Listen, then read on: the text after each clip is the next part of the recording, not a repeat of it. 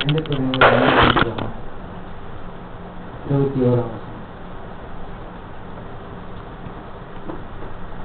நாம் அவருக்குள் தேவனுடைய நீதியாகும்படிக்கு பாவம் அறியாத அவரை நமக்காக பாவமாக்கினார். இந்த வசனத்தை வாசிக்கும் போது நாம் அவருக்குள் தேவனுடைய நீதியாகும்படி பாவமில்லாத அவரை நமக்காக பாவமாக்கினார். இந்த வசனத்துடைய ஆழத்தையும் இந்த வசனத்துடைய அகலத்தையும் இதுக்குள்ள இருக்கக்கூடிய பொருளையும் நாம விசேஷமா இப்போ புரிஞ்சுக்க வேண்டியது இது மிக அவசியமாகும். பாவமில்லாத இயேசு கிறிஸ்து அவர் எப்படி பாவமாட்டார்? ஏன் பாவமாட்டார்? நாம் தேவனுடைய நீதி ஆகும்படி, தேவனுடைய நீதியா நம்ம ஆகுறதுனா என்ன? இந்த காரியத்தை நாம இந்த வசனத்துக்கு நாம பொருளை புரிஞ்சுக்கும் போது இன்னைக்கு கூட அவருடைய மரணத்தை நாம் நினைவு கூறும்படி கிருபையினால் கூடி வந்திருக்க நமக்கு மிகுந்த பலனை உண்டாகும். இந்த அப்பத்தை நம்ம அபாத்திரமா புசிக்காதபடி, திராட்சை ரசத்தை நம்ம அபாத்திரமா புசிக்காதபடி நாம நிதானிக்க வைக்கக்கூடிய காரியம் இந்த வசனத்துல அடங்கியிருக்கிறோம். இந்த வசனத்துடைய பொருளை நாம் அறியறதுக்கு தேவன் பழைய ஏற்பாட்டு காலத்துல ஒரு மிகப்பெரிய ஒரு காரியத்தின் மூலமா பாவம் அறியாத அவர் நாம் நீதி ஆகும்படி அவர் பாவமானார்னு சொல்லும் போது அவருடைய பொருளை ஒரு திஷ்டாந்தமா ஒரு அடையாளமா பழைய ஏற்பாட்டு காலத்துல நாம் புரிஞ்சுக்கும்படி பழைய ஏற்பாட்டு காலத்துல செஞ்சார். அப்படி நம்ம பார்க்கும்போது அப்படி தேவன் செஞ்ச விஷயம் என்ன அப்படின்னு நம்ம பார்த்தா அதான் ஆசரிப்பு கூடாரம். இந்த ஆசரிப்பு கூடாரம் எதுக்காக, யாருக்காக பழைய ஏற்பாட்டு காலத்துல அது போடப்பட்டதுன்னு நம்ம யோசிக்கும் போது, இந்த இஸ்ராயல் ஜனங்க எகிப்து தேசத்திலிருந்து இந்த பார்வோனுடைய அந்த அடிமைத்தனத்திலிருந்து, அந்த அடிமைத்தனத்தினுடைய வேதனையிலிருந்து அந்த இஸ்ராயல் ஜனங்களை தேவன் விடுவிச்சாரு. காலையில் கூட நம்ம பார்த்தோம். அந்த சங்காரத்திலே அவங்க விடுவிச்சு முதலாவது அந்த எகிப்துக்கும், எகிப்திலேருந்து தேவன் ஆபிரகாமுக்கு வாக்கு பண்ணின அந்த தேசத்துக்கு போவேன்னு சொல்லி அவங்க விடுவிச்சு முதலாவது அவங்க எதை கடந்து வந்தாங்கன்னு நம்ம பார்க்கலாம். செங்கடலை அவங்க கடந்து வந்தாங்க. இப்படி செங்கடலை கடந்து வந்த இஸ்ராயல் ஜனங்களை எங்க நேர தேவன் வழி நடத்தி மோசே மூலமா கொண்டு போனாலும் நம்ம பார்க்கலாம். அப்படின்னா அந்த வனாந்தரத்துக்கு அந்த மற்ற புறஜாதி உலகத்தோட தொடர்பு இல்லாத உலகத்தோடு துண்டிக்கப்பட்ட ஒரு இடத்துக்கு தனியா இவங்களை கூட்டிட்டு போயிட்ட தேவன் அந்த இடத்துல அவங்களுக்கு தேவன் தன்னுடைய பிரமாணத்தை, தன்னுடைய கற்பனைகளை, தன்னுடைய சித்தத்தை வெளிப்படுத்தார். அந்த இடத்துல தேவன் கூட்டிட்டு போயிட்டு அவங்களுக்கு தேவன் என்ன கொடுத்தாரு அப்படின்னு நம்ம பார்க்கும்போது, இந்த எபேசியர் 2ஆம் அதிகாரத்துல படிக்கலாம் பாருங்க. எபேசியர் 2ஆம் அதிகாரத்துல 2ஆம் அதிகாரம் 12ஆம் வசனம் படிக்கும். அக்காலத்திலே கிறிஸ்துவை சேராதவர்களும் இஸ்ரவேலுடைய காணியாட்சிக்கு புறம்பானவர்களும் வாக்குத்தத்தத்தின் உடன்படிக்கைகளுக்கு அந்நியரும் நம்பிக்கை இல்லாதவர்களும் இவ்வுலகத்தில் தேவனற்றவர்களுமாய் இருந்தீர்கள் என்று. இப்ப இதெல்லாம் யார்கிட்ட ஃபர்ஸ்ட் இருந்துச்சு? இன்னொரு வசனம் கூட படிக்கலாம். ரோமர் 9ஆம் அதிகாரம் 3ஆம் வசனத்துல 4ஆம் வசனத்துல படிக்கலாம். அவர்கள் இஸ்ரவேலரே, நித்திய சுவீகாரமும் மகிமையும் உடன்படிக்கைகளும் நியாய பிரமாணமும் தேவ ஆராதனையும் வாக்கு தத்தங்களும் அவருடையவர்களே, பிதாக்கள் அவருடையவே, மாம்சத்தின்படி கிறிஸ்துவும் அவரிலிருந்து பிறந்தாரே. இப்போ நம்ம பார்க்கும்போது இஸ்ராயல் ஜனங்களுக்கு இந்த உலகத்திலேயும் தேவன் அவங்களை பிரிச்சு கொண்டு போயிட்டு அவங்களுக்கு தேவன் என்ன கொடுத்தாருன்னு நம்ம பார்க்கிறோம். என்ன கொடுத்தாருன்னா, முதலாவது பரிசுத்தமான அந்த தேவனை அவங்க தேவனா வணங்குறதுக்கு அவங்களுக்கு அந்த ஆராதனையை கொடுத்தாரு. அவங்க அந்த தேவனா வணங்கினா அதுக்கு பலனான ஆசீர்வாதமாகிய வாக்கு தத்துவத்தை, இந்த உடன்படிக்கையின் ஆசீர்வாதத்தை, ஆபிரகாமின் சுதந்திரத்தை தேவன் அவங்களுக்கு கொடுத்தார். இப்ப கேள்வி என்னன்னா, இந்த இஸ்ரேல் ஜனங்களுக்கு தேவன் ஏன் இந்த எகிப்துல உள்ள ஜனங்களுக்கு தேவன் கொடுக்கல? ஏன் இந்த கானானியருக்கு தேவன் கொடுக்கல? ஏன் மற்ற புரஜாதியருக்கு தேவன் கொடுக்கல? அவங்க ஆதாமின் சந்ததியா தானே, அவங்களுக்கு மட்டும் கொடுக்காம ஏன் இஸ்ரேல் ஜனங்களுக்கு எப்படி கொடுக்க முடிஞ்சிச்சு? எப்படி ஆதாமின் சந்ததியாக மற்ற புரஜாதியருக்கு ஏன் கொடுக்க முடியல? நம்ம பார்க்கும்போது அவங்களுடைய பாவங்கள், ஆதாம் மூலமா அந்த பாவம் அவங்களுக்கு முன்னாடி இருந்துச்சு. அப்ப இஸ்ரேல் ஜனங்களை ஆபிரகாமின் சந்ததினாலும் அவங்க ஆதாமின் சந்ததி இல்லையா? ஆதாமின் மரணம், ஆதாமின் மரணத்தின் மூலமா அந்த சாபம், ஆதாமின் மரணத்தின் மூலமா வந்த நாசம், ஆதாமின் மரணத்தின் மூலமா வந்த தேவனுடைய அந்த வாத கோபாக்னி ஏன் இஸ்ரேல் ஜனங்களுக்கு இல்லையா? நம்ம பார்க்கும்போது ஆபிரகாமின் வாக்கு மூலமா தேவன் அவங்களுக்கு என்ன ஒரு பாக்கியத்தை செஞ்சார் அப்படின்னு நம்ம பார்க்கும்போது, அவங்களுடைய பாவங்களை மன்னிக்க கூடிய ஒரு வாய்ப்பை இஸ்ரேல் ஜனங்களுக்கு அந்த எகிப்திலேயும் தேவன் விடுவிச்சு கொண்டு போயிட்டு அந்த வனாந்தரத்துல அந்த இஸ்ரேல் ஜனங்களுடைய ஆதாமின் மீறுதல் கோப்பான அந்த பாவத்தை அவங்களை போக்கி அந்த பாவத்திலேயும் அவங்களை விடுவிச்சு தேவன் ஆசீர்வதிக்க முடியாம தடையா இருக்கக்கூடிய ஆதாமின் அந்த சாபத்திலேயும் அவங்க விடுவிக்கிறதுக்கு ஒரு ஏற்பாடு தேவன் செஞ்சாரு. அந்த ஏற்பாடு தான் நம்ம பார்க்கும்போது சகோதர சகோதரிகளே, நான் ஆச்சரிப்பு கூடாதான் அப்படின்னு நம்ம பார்க்கிறோம். லேவியராகமம் 25ஆம் அதிகாரத்துல தான் அவசரப்படுங்க.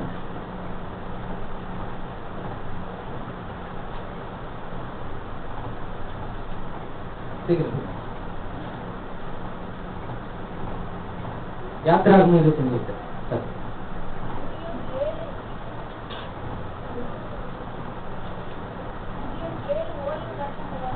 யாத்திராகமம் 25 அவர்கள் நடுவிலே நான் வாசம் பண்ண எனக்கு ஒரு பரிசுத்த ஸ்தலத்தை உண்டாக்குவார்களாக.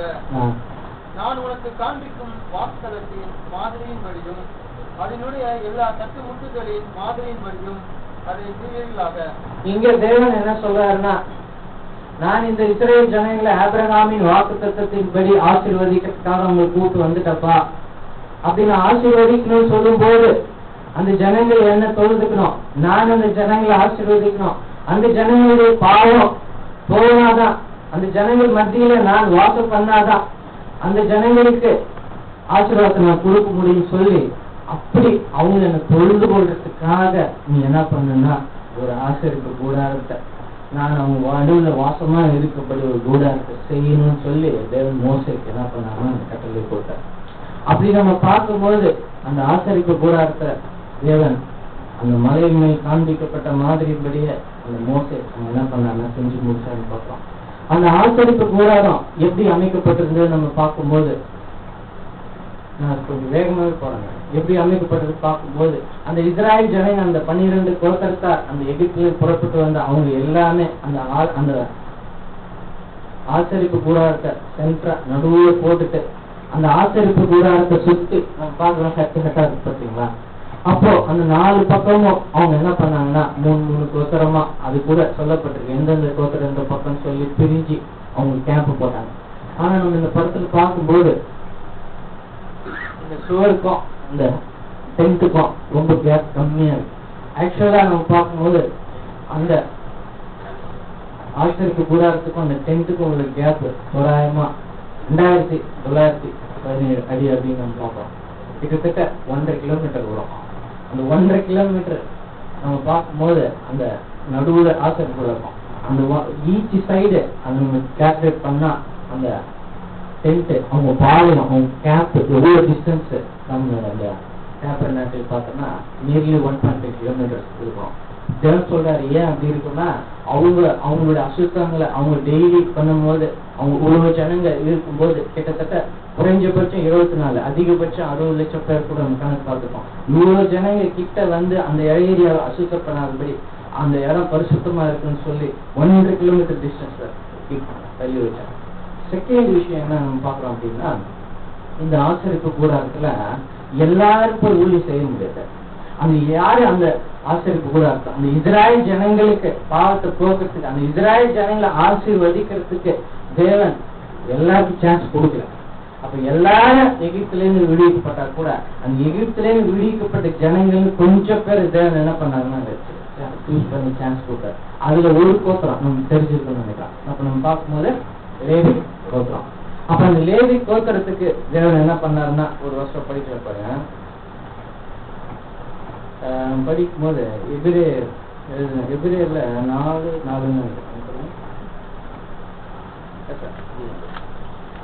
ஆரோனுக்கு போல வருஷம் வந்து டக்குன்னு தெரிஞ்சு எபிரேயர் 5:4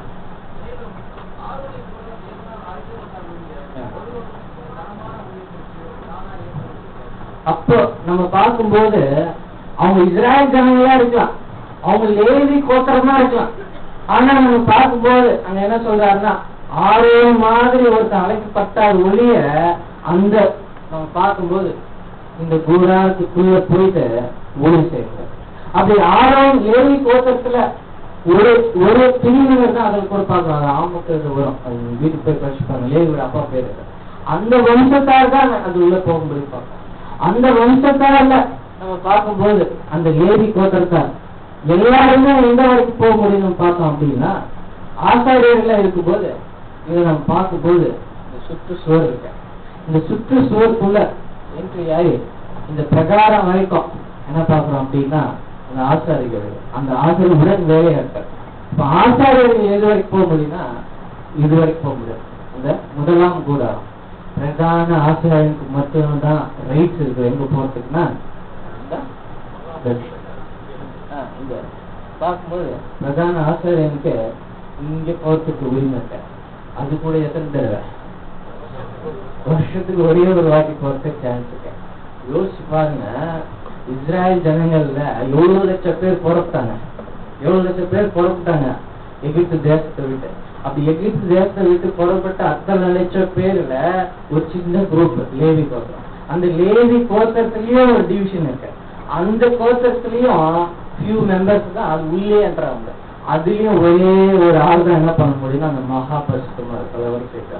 அப்படி மகா பரிசுத்த சவத்துக்குள்ள போகணும்னா ஒரு ஆள் அவங்க எப்படிப்பட்ட ஆளா இருக்குன்னா அதான் நம்ம படிக்கிறோம். சகோதர சகோதரிகளே, எபிரேயர் 5:4 மறுபடியும் படிங்க.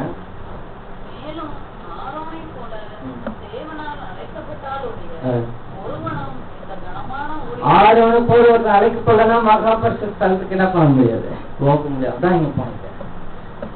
இப்ப நம்ம பார்க்கும்போது இப்போ இதனுடைய காரியத்தை நம்ம கொஞ்சம் சிந்திச்சு பார்க்கலாம். இப்ப யாரு எதுவரைக்கும் போக முடியும்ன்றத நம்ம பார்த்துக்கலாம். இப்ப ரெண்டாவது என்ன நம்ம பார்க்க போறோம் அப்படின்னா இந்த இடம், இந்த ஆலயம், இந்த இடத்துல அந்த இஸ்ராயல் ஜனங்களுக்கு பாவத்தை போகக்கூடிய ஒரு பலி செலுத்தக்கூடிய இடமாகவும் தேவனுடைய ஆசீர்வாதத்தை இஸ்ராயல் ஜனங்களுக்கு பெற்று தரக்கூடிய ஒரு இடமாகவும் இருக்கு.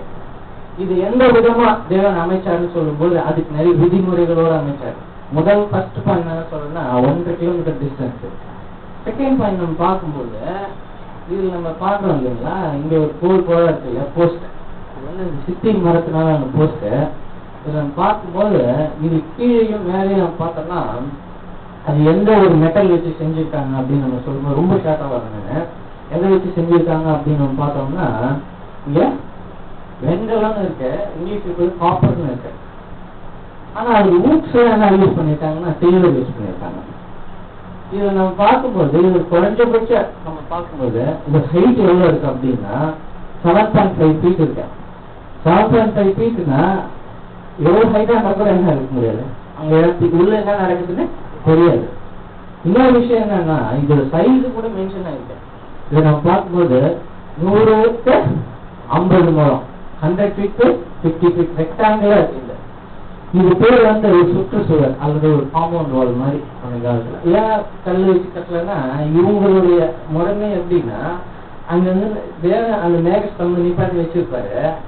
அது எங்க போய் நிக்குதோ அந்த கேம்ப் போட்டு நடுவில் சென்டரா வச்சு டேபிள் நாக்கி போட்டுருவாங்க. அந்த அந்த மேகம் மூவ் ஆயிடுச்சுன்னா இவங்க வேற செஞ்சு பார்த்தா டக்குன்னு என்ன பண்ணுவாங்க, அதை பேக் பண்ணிட்டு மூவ் ஆகிட்டே இருப்பாங்க. சிட்டி பாருங்க வெயிட்லெஸ்ஸா இருக்கும், அதை வச்சு மூவ் ஆகலாம். ஸோ நம்ம இப்போ அந்த பாயிண்ட்ல நம்ம பார்க்கலாம். இன்னைக்கு நம்ம பார்க்கும்போது இந்த சுற்றுச்சூழல் உள்ள என்ன வேலை நடக்குதுன்னு சொல்லி தெரியாதுன்னு நம்ம பார்க்கலாம். அப்போ இது இந்த ரெக்டாங்குலா இருக்கக்கூடிய ஒரு கேட் ஒன்று இருக்கு, ஈஸ்ட் சைடு பேஸ் பண்ண ஒரு கேட். அந்த கேட்டு நம்ம பார்க்கும்போது நம்ம பார்த்தோம்னா இரும்பு கேட்டு மாதிரி இல்லை அப்படி இருக்காது, அது கூட ஒரு ஸ்கிரீன் டைப் கேட் ஒரு இதுதான். அந்த ஸ்கிரீனை அப்போ அந்த ஸ்கிரீனை எடுத்து விட்டு தான் உள்ள போக முடியும். ஸ்கிரீன் மறுபடியும் மறைச்சிடுவாங்க. ஸோ வெளியே உள்ள என்ன நடக்கு தெரியாது, அது என்ன திரை. அப்ப நம்ம பார்க்கலாம், இது முதலாவது ஒரு திரை ஒண்ணு இருக்கு, அதை விலக்கிட்டு உள்ள போறோம். இது உள்ள போனா இங்க என்ன இருக்குன்னு பாக்குறோம்னா பலிபீடம் இருக்கு. இந்த பலிபீடத்துல இங்க என்ன பண்ணப்படுதுன்னா அந்த ஆசாரியர்கள் எல்லாம் செலுத்துற பலி எல்லாம் இங்கதான் செலுத்துறோம்.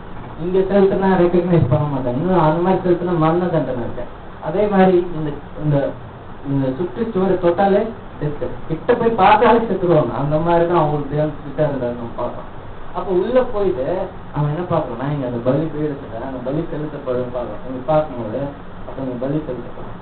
இந்த பலிபீடத்துக்கு அப்புறம் காரணம்னா இங்க என்ன நம்ம பாக்குறோம் அப்படின்னா, இந்த பலிபீடத்துக்கு நெக்ஸ்ட் என்ன நடக்கும்னா ஒரு வெண்கலத்திலான பார்க்கும்போது ஒரு தண்ணீர் தொட்டி இருக்கும் நம்ம பார்ப்போம். இந்த வெண்கலத்திலான அந்த தண்ணீர் தொட்டினா அப்ப அந்த காலத்துல எப்படி இருக்கும் அப்படின்னு பாக்குறோம்னா, தண்ணீர் தொட்டி சொல்லும் போது வெண்கலத்தோட இது எப்படின்னா அந்த காலத்துல கண்ணாடி மிரரே கிடையாது. கண்ணாடி கப்பல என்ன யூஸ் பண்ணாங்க அப்போ பிராஸ் தான்.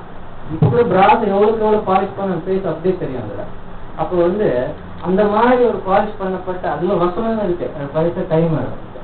அது மாதிரி உள்ள ஒரு வெண்கல தொட்டியில சுத்தமான ஒரு தண்ணீர் எல்லாம் பண்ணி வச்சு நிரப்பிருக்கோம். இப்ப நம்ம என்ன பாக்கணும், இங்க பலி செலுத்துட்டு இங்க கை கால் என்ன பண்ணோம்னா கழுவிட்டு இந்த ஒரு இங்க ஒரு அடுத்த ஒரு திரை ஒண்ணு இருக்கும். இந்த திரைன்னா இங்க பாக்குறோம்னா எப்படின்னா இந்த ஹோலா நம்ம பார்க்கும்போது இது எப்படி செஞ்சிருப்பாங்க அப்படின்னு பார்த்தோம்னா, இது வரைக்கும் நம்ம பார்க்கும்போது வெண்கலம் வெள்ளி வந்து அப்ப இது வரைக்கும் யூஸ் பண்ணியிருப்பாங்க. இது தொட்டி வரைக்கும் வெண்கலம். எப்போ நம்ம அந்த உள்ள சென்டரா இருக்கக்கூடிய அந்த கூடாரத்தை பார்க்கும்போது அதுல யூஸ் பண்ண மெட்டல்ஸ் நம்ம பார்த்தோம்னா தங்கமும் வெள்ளியும் தான். அது கீழே குறைஞ்ச மெட்டல்ஸை யூஸ் பண்ணிருக்க மாட்டாங்க. அது ஒரு பாயிண்ட். செகண்ட் பாயிண்ட் நம்ம என்ன பாக்குறோம் அப்படின்னா, இந்த முதலாம் கூடாரம் அது கூட ஒரு ஸ்கிரீன் போட்டிருக்கோம்.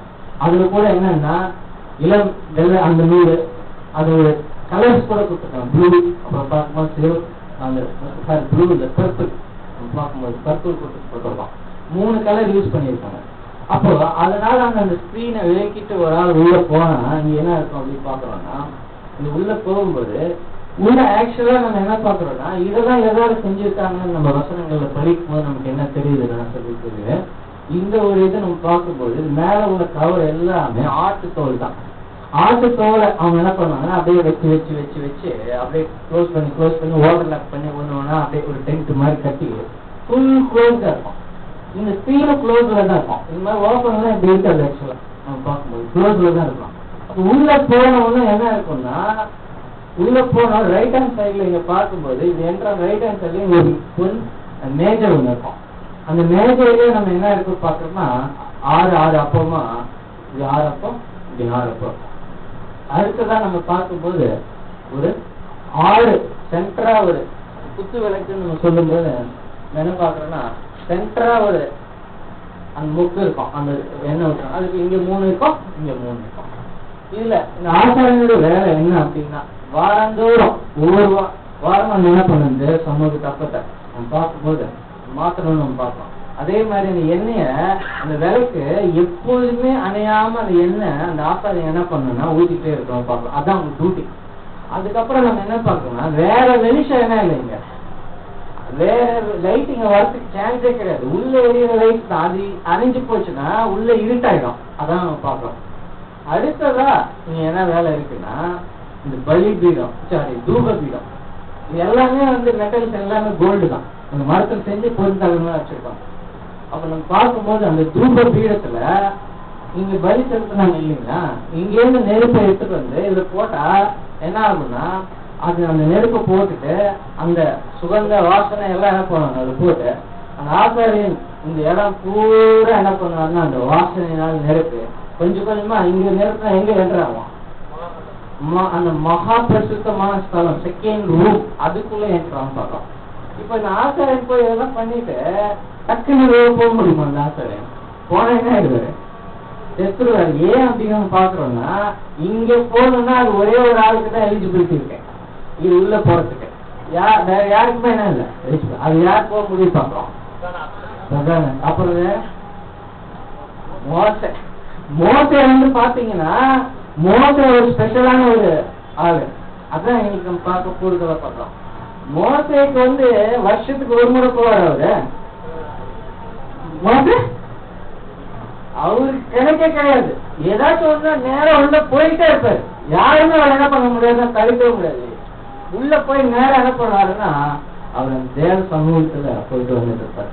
அவருக்கு வந்து எந்த இது வருஷத்துக்கு ஒரு நாளைக்கு இத்தனை வாட்டி எது கிடைக்க கிடையாது. அவர் ஒரு எக்ஸப்ஷன்.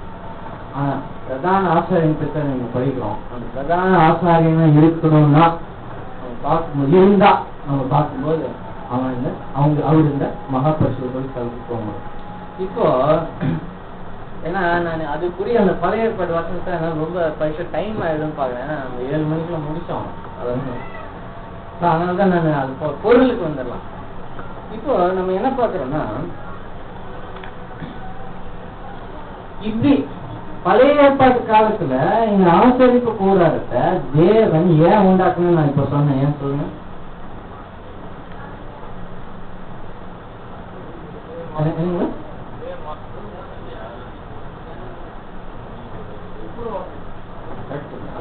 ஏன் அப்படின்னா ஒரு பாவிய தேவனால என்ன பண்ண முடியாது. இஸ்ரேல் ஜனங்கள் கூட ஆதாமின் சந்ததி தான். இஸ்ரேல் ஜனங்கள் கூட பாவிகள் தான். இஸ்ரேல் ஜனங்களுக்கு மரணத்துக்கு அவங்க பாத்திரங்களா இருக்கிறாங்க. அவங்க கூட தேவனுக்கு விரோதமா தான் இருக்கிறாங்க. ஆனா அந்த ஜனங்களை ஆபிரகாமுக்கு வாக் பண்ணி இருக்கிறாரு. அப்புறம் ஜனங்கள் தேவன் என்ன பண்ணி ஆகணும்? அவங்களுக்கு வாக் பண்ணி விழிச்சு கூட்டு வந்துட்டாரு. அவங்க தேவன் என்ன பண்ணி ஆகணும்? ஆசீர்வதிச்சு ஆகணும். முதலாவது அவங்களுடைய பாவம் என்ன பண்ணுவான்? மன்னிக்க பண்ணுவான். பிற்பாடு தேவன் அவங்க நடுவில் இருந்து அவங்க என்ன பண்ண ஆசீர்வதிக்கிறது பார்க்கலாம். அப்படி தேவன் அவங்களுக்குள்ள ஒரு உடன்படிக்கை ஏற்படுத்தினார். அப்படி ஏற்படுத்தின உடன்படிக்கை ஆசரிப்பு கூட ஏற்படுத்தின உடன்படிக்கை என்னன்னா இந்த ஜனங்க வந்து தங்களுடைய பாவங்களுக்காக அவங்க பலி செலுத்தப்படும் போது தேவன் அவங்க என்ன பண்ணுவாருன்னா ஆசீர்வதிப்பார். அப்படி பண்ண அந்த உடன்படிக்கை அந்த பழைய ஏற்பாட்டு காலத்துல பண்ண உடன்படிக்கை தாங்க. இதுக்கும் இன்னைக்கு நாம இங்க கூடி இருக்கிறதுக்கு என்ன சம்பந்தம் இருக்கு அப்படின்னு நம்ம யோசிச்சு பார்க்கும்போது படிக்கல பாருங்க. எபிரேய புஸ்தகத்துல 9ஆம் அதிகாரத்திலே படிக்கலாம்.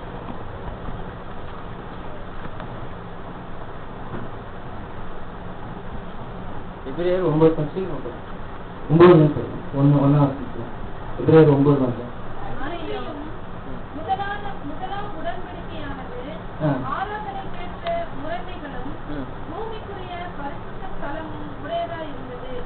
எப்படி எனில் ஒரு கூடாரம் உண்டாக்கப்பட்டிருந்தது. அதில் முந்தின பாகத்தில் குத்துவிளக்கும் மேசையும் தேவ சமூகத்து அப்பங்களும் இருந்தன. அது பரிசுத்த ஸ்தலம் என்னப்படும். அப்ப நம்ம பார்க்கும்போது இங்க என்ன சொல்ற இந்த இடத்தை பத்தி சொல்றாரு. முதலாம் கூடாரம் ஃபர்ஸ்ட் ரூம் அதுல என்னென்ன இருந்துச்சுன்னு சொல்றாரு. அது பண்ணுங்க. இரண்டாம் திரைக்குள்ளே மகா பரிசுத்த ஸ்தலம் என்னப்பட்ட கூடாரம் இருந்தது. அப்ப இரண்டாம் திரைக்குள்ள நம்ம பார்க்கும்போது அது வந்து மோஸ்ட் ஹோலி பிளேஸ், மகா பரிசுத்தமான. அதுக்குள்ள என்ன பண்ண அதிலே பொன்னால் செய்த தூப கலசமும் முழுவதும் பொற்சகடு பொதித்திருக்கப்பட்ட உடன்படிக்கை பெட்டியும் இருந்தன. அந்த பெட்டியிலே மன்னா வைக்கப்பட்ட பொற்பாத்திரமும் ஆரோனுடைய தளிர்த்த கோலும் உடன்படிக்கையின் கற்பலகைகளும் இருந்தன. உள்ள என்ன இருந்துச்சுன்னா ஒரு உடன்படிக்கை பெட்டி இருந்துச்சு. அந்த பெட்டிக்குள்ள என்ன இருந்துச்சுன்னா ஃபர்ஸ்ட் ஒரு பாயிண்டா படிக்கிறோம் மன்னா. அப்ப அந்த மன்னால ஒரு ஓமர் மன்னால தேவன் என்ன பண்ண சொல்றாருன்னா அதை எடுத்து அந்த பெட்டிக்குள்ள வைக்க சொல்றாரு. இந்த மன்னால தான் அவங்க வனங்கத்துல என்ன பண்ணாங்க சாப்பிட்டாங்க. அந்த பெட்டிக்குள்ள வச்ச மன்னா என்ன ஆகல, கெட்டு போகல. அடுத்ததான் இன்னொரு பாயிண்ட் நம்ம என்ன படிக்கிறோம்னா ஆரோனுடைய தளிர்த்த கோலும். ஆரோனுடைய கோல்னா இந்த மாதிரி ஒரு கோல் எப்படி இருந்துச்சுன்னா அது எப்படி வந்துச்சுன்னா அந்த பெட்டிக்குள்ள இந்த ஆரோனை பத்தி பார்க்கும்போது, இந்த ஆரோன் தேவனுக்கு மாறவனும் மோசையை செய்யும் போது, இந்த ஆரோன் ஜனங்களை அவங்கள இந்த பரிசுத்தத்துக்கு எதுவா அவங்களுக்கு பலி செலுத்தி அவங்க வழி நடத்தும் போது அதுக்கு எதிராக ஒரு மனுஷன் வந்தான். ஒரு மனுஷன் மூலமா ஒரு கூட்டம் வந்துச்சு. அது போறான். அவன் என்ன கேட்டானா, ஏன் உங்களுக்கு மட்டும் தான் தேவன் கொடுத்துருக்காரு, ஏன் உங்க என்ன பண்ண தேவன் ஒத்துக்க மாட்டாரு, நீங்க மட்டும் நான் அப்படி ஒண்ணு ஒரு ஸ்பெஷலான்னு சொல்லிட்டு அவங்களுக்கு விரோதமா பேசும்போது தேவன் அவங்களுக்கு சொன்னாரு, நீ போயிட்டு எல்லா கோலையும் வாங்கி போய் ஆரோனை கோலை பத்தி சொல்லும் போது அந்த கோலை வாங்கி வச்சுட்டு மறுநாள் காலையில வந்து பார்த்தா இப்படி இருந்த ஒரு கோல்லாம் மரக்கட்டை, மறுநாள் வந்து பார்த்தா இந்த பக்கம் இலை ஊட்டு, இந்த பக்கம் அப்படி பூ பூத்து, நமக்கு பூ பூத்து காய்ச்சி பார்க்கும்போது பூ போட்டு காய்ச்சி. அப்ப நம்ம பார்க்கும்போது அத அப்போ ஆரோனுக்கு தேவன் அந்த ரைட்ஸ கொடுத்தாருன்றது என்ன பண்ணது, கோல்ன்றது அதிகாரத்தை பவர மோசம் என்ன பண்ணாரு, கோலை உயர்த்தினார். அப்படி ஒரு அதிகாரம் கொடுத்துருக்காருன்றதுக்கு ஒரு அடையாளமா அந்த கோல் கட்டியில. அப்புறம் கற்பனைகள், தேவன் கொடுத்த கட்டளைகள் பிரமாணம் அதுல இருக்கு பார்ப்போம். அடுப்படிய அதற்கு மேலே மகிமையுள்ள பேருபீன்கள் வைக்கப்பட்டு கிருபாசனத்தை நிழலிட்டு இருந்தன. இவைகளை குறித்து பாருங்க, அதுக்கு மேல எப்படி இருந்துச்சுன்னா, இங்க நம்ம பார்க்கும்போது ரொம்ப சின்னதா இருக்கு, 2 கேருப், அதான் சின்னதா இருக்கு. சோ 2 கேருப். இப்ப பாத்தீங்கன்னா நான் இந்த சைடுல நிக்கிறேன், அதே மாதிரி இந்த சைடுல நிக்கிற மாதிரி 2 கேருப் வந்து நீங்க பாத்தீங்கன்னா இப்படி இருக்கா மாதிரி ஒரு பிக்சர் இருக்கும். அப்போ 2 கேருப் அந்த பெட்டிக்கு மேல அந்த பொன்னால் செய்யப்பட்டதை என்ன பண்ணிருப்பாங்க, அந்த பெட்டிக்கு மேல இருக்கும். இப்போ அந்த கேருப் சொல்லும் போது கேருப்னா என்ன அர்த்தம், கேருப் எதை பத்தி சொல்லப்போ, கேருப் எங்க படிச்சிருக்குமா,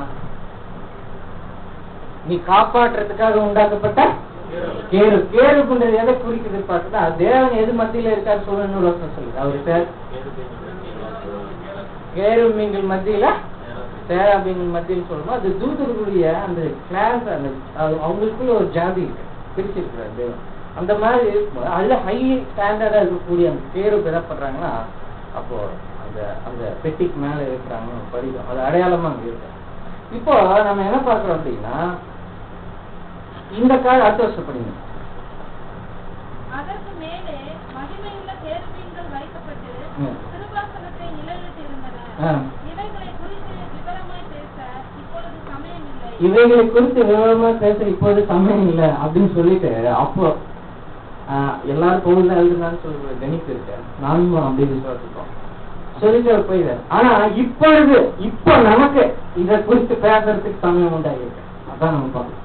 இன்னொரு விஷயம் என்ன நம்ம பாக்குறோம்னா, இது எப்ப செய்யப்பட்ட காரியத்தை இப்போ நம்ம பேசுறோம். பழைய ஏற்பாட்டு காலத்துல இஸ்ராயல் ஜனங்களை தேவன் எகிப்திலிருந்து விடுவிச்சு கொண்டாந்து அவங்க தேவனுக்கு ஆராதனை செய்யும்படி, அவங்களுடைய பாவங்கள் மன்னிக்கப்பட்டு அவங்களோட தேவன் உடன்படிக்கை செய்த அந்த காரியத்தை, பழைய ஏற்பாட்டு காரியத்தை இப்ப புதிய ஏற்பாட்டுல நம்ம ஏன் பேசணும். இன்னும் பாத்தீங்கன்னா இந்த காரியங்கள் எல்லாம் பழைய ஏற்பாட்டை விட இப்ப நம்ம வாசிச்ச 9ஆம் அதிகாரத்துல இன்னும் தெளிவா பழைய ஏற்பாடு என்ன ரெக்கார்ட் பண்ணிருக்கேன்.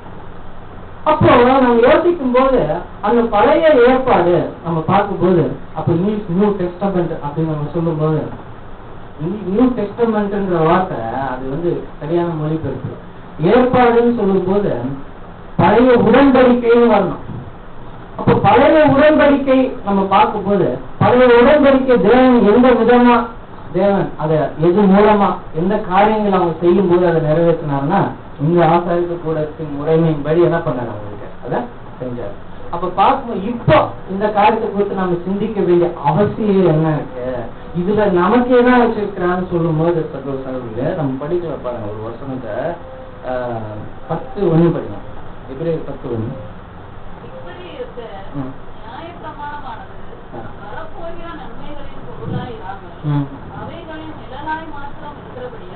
இப்ப என்ன சொல்றாருன்னா, நியாயப்பிரமாணமானது பழைய காலத்துல கொடுக்கப்பட்ட அந்த காரியங்கள் எல்லாம் இப்ப நடக்கிறதுக்கு தான் இருக்கான், நிழலா இருக்கு.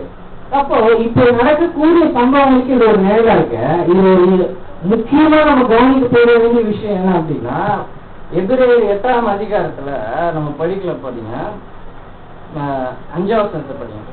இவர்கள் செய்யும் ஆராதனை பரலோகத்தில் உள்ளவைகளின் சாயலுக்கும் நிழலுக்கும்.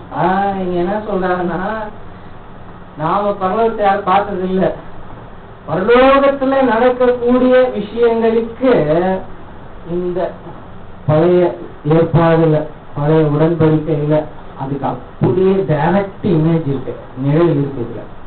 இன்னொரு விஷயம் நம்ம அதுல என்ன படிக்கிறோம்னா, தொடர்ந்து படிங்க. அப்படியே மோசே கூடாரத்தை உண்டு பண்ண போகையில் மலையிலே உனக்கு காண்பிக்கப்பட்ட மாதிரியின்படியே நீ எல்லாவற்றையும் செய்ய எச்சரிக்கையா இரு என்று தேவன் அவனுக்கு கட்டளையிட்டார். மோசே பரலோகத்தில் நடக்க போற காரியத்துக்கு எது நிழலா இருக்கு? மோசே மூலமா செய்யப்பட்ட ஆசரிப்பு கூட. அந்த ஆசரிப்பு நிழலாய் வரப்போகிற காரியத்துக்கு நிழலாக செய்யப்பட வேண்டிய அந்த ஆசரிப்பு கூடாரத்தை குறித்து மோசேக்கு தேவன் வெளிப்படுத்தி அதை செய்யறதுக்கு ரொம்ப ஓன் பண்ணாரு. ஏதாச்சும் கொஞ்சம் தப்பு பண்ணிட்ட அப்படின்னா தண்டனை வந்துடும் சொல்லி எதை செய்யறது, நிழல் வரப்போகிற காரியத்துக்கு நிழலா இருக்கிற அந்த ஆசரிப்பு கூடாரத்தை செய்யறதுக்கே எவ்வளவு ஜாக்கிரதை சொன்னாதான் பெனால்டி டெத். நான் சொல்றது புரிஞ்சுக்கணும் அவங்களுக்கு. இனி வரப்போகிற காரியங்களுக்கு நிழலா அடையாளமா நீ செய்ய போற இந்த விஷயத்த சரியான விதமா நீ செய்யல அப்படின்னா என்ன கிடைக்கும் உங்களுக்கு? அப்போ இப்போ இந்த நிழலா இருக்கிறதெல்லாம் இப்ப என்னவா இருக்கு? நிஜமா இருக்கு. இப்ப இந்த நிழலை பார்த்து நம்ம நிஜமான அந்த ஆசரிப்பு கூடாரத்தை, அந்த ஆசரிப்பு கூடாரத்தில் நடந்த எல்லா காரியத்தையும் நம்ம கரெக்டா என்ன பண்ணோம், அதோட பொருளை இதுக்கு நிழல் எடுத்து அதோட பொருளை நம்ம என்ன பண்ணி ஆகணும், அனுசரிச்சு ஆகணும். நிழலாய் சொல்லப்பட்ட விஷயத்துக்கு தேவன் அவ்வளவு கண்டிப்பையும் எச்சரிப்பையும் தண்டனையும் கொடுத்திருப்பாரா? ஆனால் அந்த நிழலை பார்த்து பொருளாகிய விஷயத்தை நாம செய்யறதுக்கு அதுல தவறும் போது தேவன் எவ்வளவு கண்டிப்பை கொடுப்பார், எவ்வளவு தண்டனை காண்பிப்பார், எவ்வளவு எச்சரிப்பு நமக்கு உண்டாயிருக்கும் அப்படிங்கிறத சிந்திச்சுட்டு அந்த ஒரு மனநிலையோட அப்போ சர்வ ஜாக்கிரதையா இந்த நிழலை பார்த்து அந்த நிஜத்தை சரியான விதமா நம்ம அனுசரிக்க வேண்டியிருக்கிறோம். அப்படி அனுசரிக்கக்கூடிய ஒரு காரியத்தை நம்ம பார்க்கும்போது இன்னைக்கு நாம அனுசரிக்கக்கூடிய காரியத்துக்கும் அந்த நிழலை நம்ம பார்த்து நம்ம அனுசரிக்கக்கூடிய காரியம் இன்னைக்கு நாம பங்கு பெறக்கூடிய அந்த பாத்திரத்துக்கு அது இசைவா இருக்கு. நம்ம அந்த பொருளை புரிஞ்சுக்கிட்டு நாம இன்னைக்கு செய்யும் போது நாம் அந்த நிழலை அப்படியே என்ன பண்றவங்களா இருப்போம், சொல்லக்கூடிய ஒரு வாய்ப்பு இருக்குன்னு பார்க்கிறோம். அப்ப அதோட பொருள் என்ன அப்படின்னு சொல்லிட்டு நம்ம பார்க்கும்போது இவருடைய பரலோகத்தில் உள்ளவர்களுக்கு என்னவா இருக்கான், நிழலா இருக்க. நான் கொஞ்சம் வேற மாதிரி இப்போ நம்ம யோசிக்கும் போது ரெகுலரா இங்கிருந்து வராம இங்கிருந்து ஒரு பாயிண்ட் சொல்லிட்டு மறுபடியும் இங்க வரேன். இப்போ இந்த இரண்டாம் கூடாரம் எதுக்கு ஒப்பிட்டு சொல்லப்பட்டிருக்கு பாருங்க. அதுல நம்ம பார்த்தோம் அப்படின்னா 9:3 பண்ணுங்க.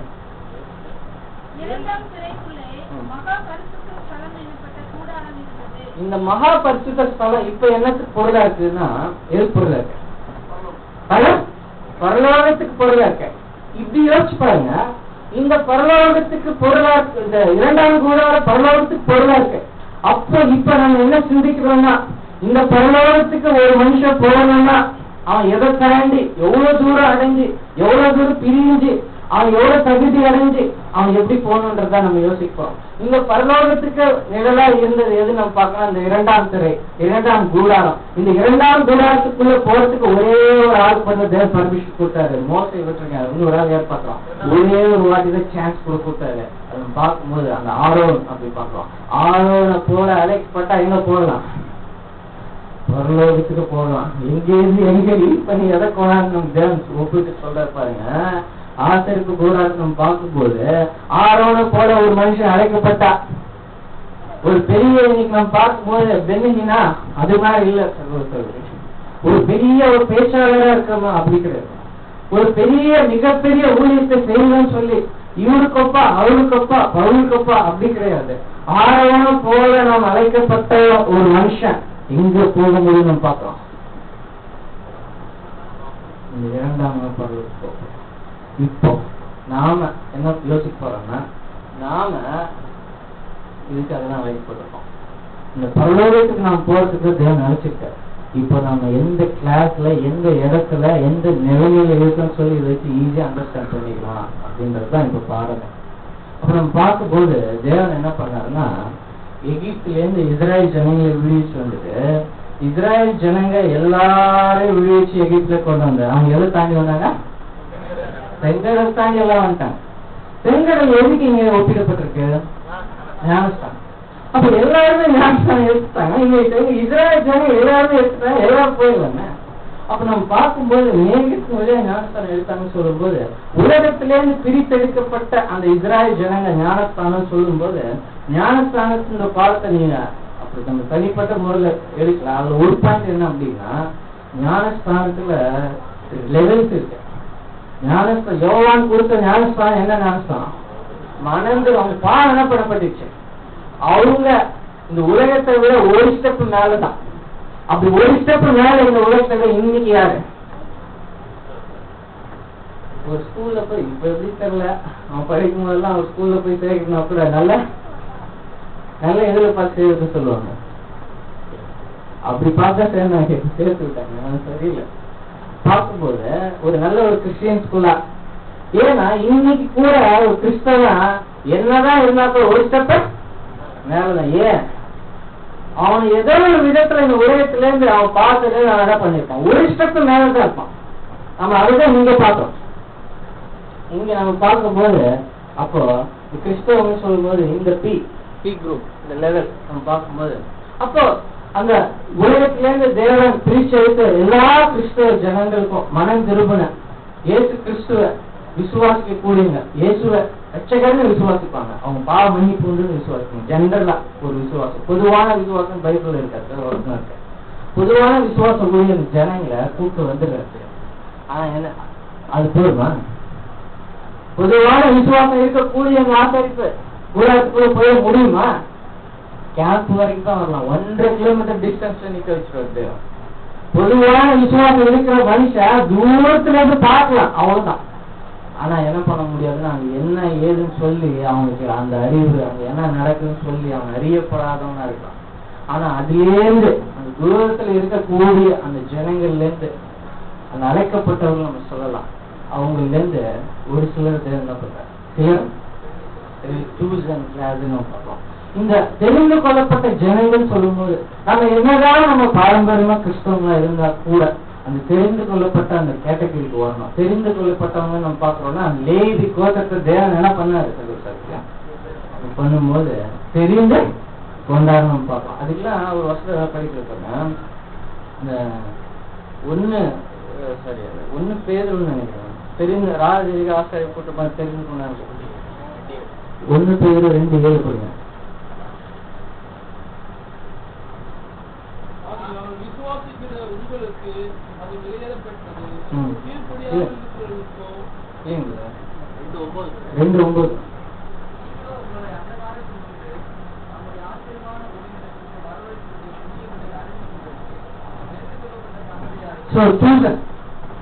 அந்த கால இருந்து தூரத்துல பார்த்தா வந்து தெரியாது, அந்த லேவி கோத்திரத்தாக்கும் உள்ள என்ன நடக்குதுன்னு சொல்லி பார்க்கறதுக்கு சான்ஸ் கொடுக்குறாரு. அவங்க தான் சூசன் பாக்குறோம். அந்த தெரிந்து கொள்ளப்பட்டவங்க நம்ம பார்க்கும்போது அந்த கிறிஸ்தவ மண்டலத்துல இருந்து அந்த ஒரு கேட்டகரியில இருந்து நம்மளை பிரிச்சு கூப்பிட்டு வந்துட்டு இப்ப நிறைய பேர் என்ன பண்றதுன்னா, வாசல் எந்த பக்கம் இருக்கு, கிழக்கு பக்கம் இருக்கு. ஆனா புரிவாதமா போய் பின்னாடி போய் தேர்றது, செய்தியை பாக்குறது, அங்க போய் தேர்றது. ஆனா இங்க நம்ம பார்க்கும்போது யோவான் 10ஆம் அதிகாரத்துல ஒரு வருஷம் படிக்கலாம், 7ஆம் வருஷம் நினைக்கிறேன், 9ஆம் வருஷம் படிக்கலாம்.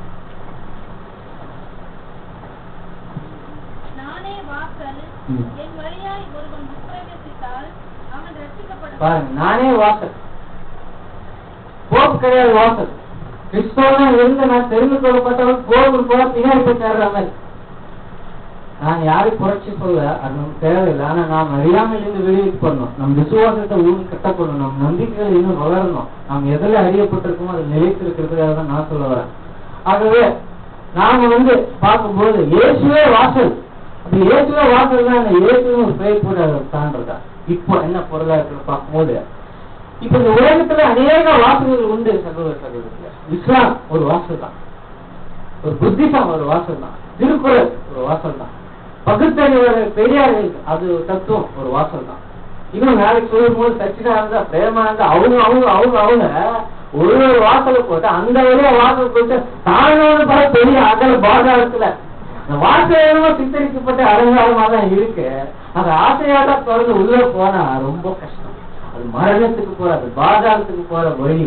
ஆனா நாம இங்க பார்க்கும் போது நாம அப்படிப்பட்டு இதை தொட்டோம்னா நம்ம என்ன ஆயிடுவோம், தெரிந்து கொள்ளப்பட தகுதி இல்லாத கிட்ட வந்து டச் பண்ணா மரணத்துக்கு பாக்குறோம்னா இருக்கான்னு பாக்கலாம். ஆனா இன்னைக்கு நாம இங்க வந்திருக்கும் போது இந்த இயேசுன்னு சொல்லக்கூடிய அந்த வாசல், அப்ப நம்ம சொல்லும் போது இயேசு கிறிஸ்துவே வாசல்னா அது என்ன சத்தியம் பார்க்கும் போது கரெக்டா ஒரு சத்தியம் பார்க்க பாருங்க. 1 தீமோத்தேயு 2ஆம் அதிகாரத்துல அந்த வருஷத்தை படிங்கிற ஒரு மத்தியஸ்தர் 2ஆம் 6ஆம் சொன்னா 2 தீமோத்தேயு 1 தீமோத்தேயு 2:6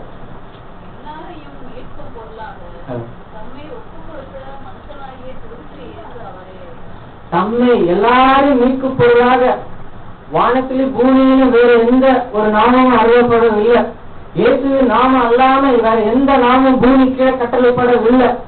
எந்த நாமத்தின் மூலமா கிறிஸ்துவ மண்டலத்திலே பார்க்கும் எத்தனை நாமம் இருக்கு. ஜோசப்பர் இருக்கிறாங்க, மரியாதை இருக்கிறாங்க, வேளாங்கண்ணி அண்ணன் வேளாங்கண்ணி இருக்கிறாங்க. எந்த வாசலும் அல்ல பரலோகத்துக்கு வானத்துக்கு பூமிக்கு எல்லாத்துக்கும் அதிகாரம் கொடுக்கப்பட்ட ரட்சிப்புக்குரிய அந்த மகா பரிசுத்த ஸ்தலத்துக்கு ஒரு மனுஷன் போகணும்னா தேவ ராஜ்யமாகிய பரலோகத்து ராஜ்யத்துக்கு ஒருத்தர் போகணும்னு சொல்லும் போது ஒரே ஒரு வாசல் தான் அருளப்பட்டிருக்கு. குருடனா இருந்தால் போக முடியாது. தேவன் இரக்கத்தினால நம்முடைய மன கண்ணை தெரிந்து கொள்ளப்பட்டவர்களுக்கு அந்த வாசல் அடையாளம் காட்டுறாங்க. அதனால 1 தீமோத்தேயு 1:3 படிக்கும்.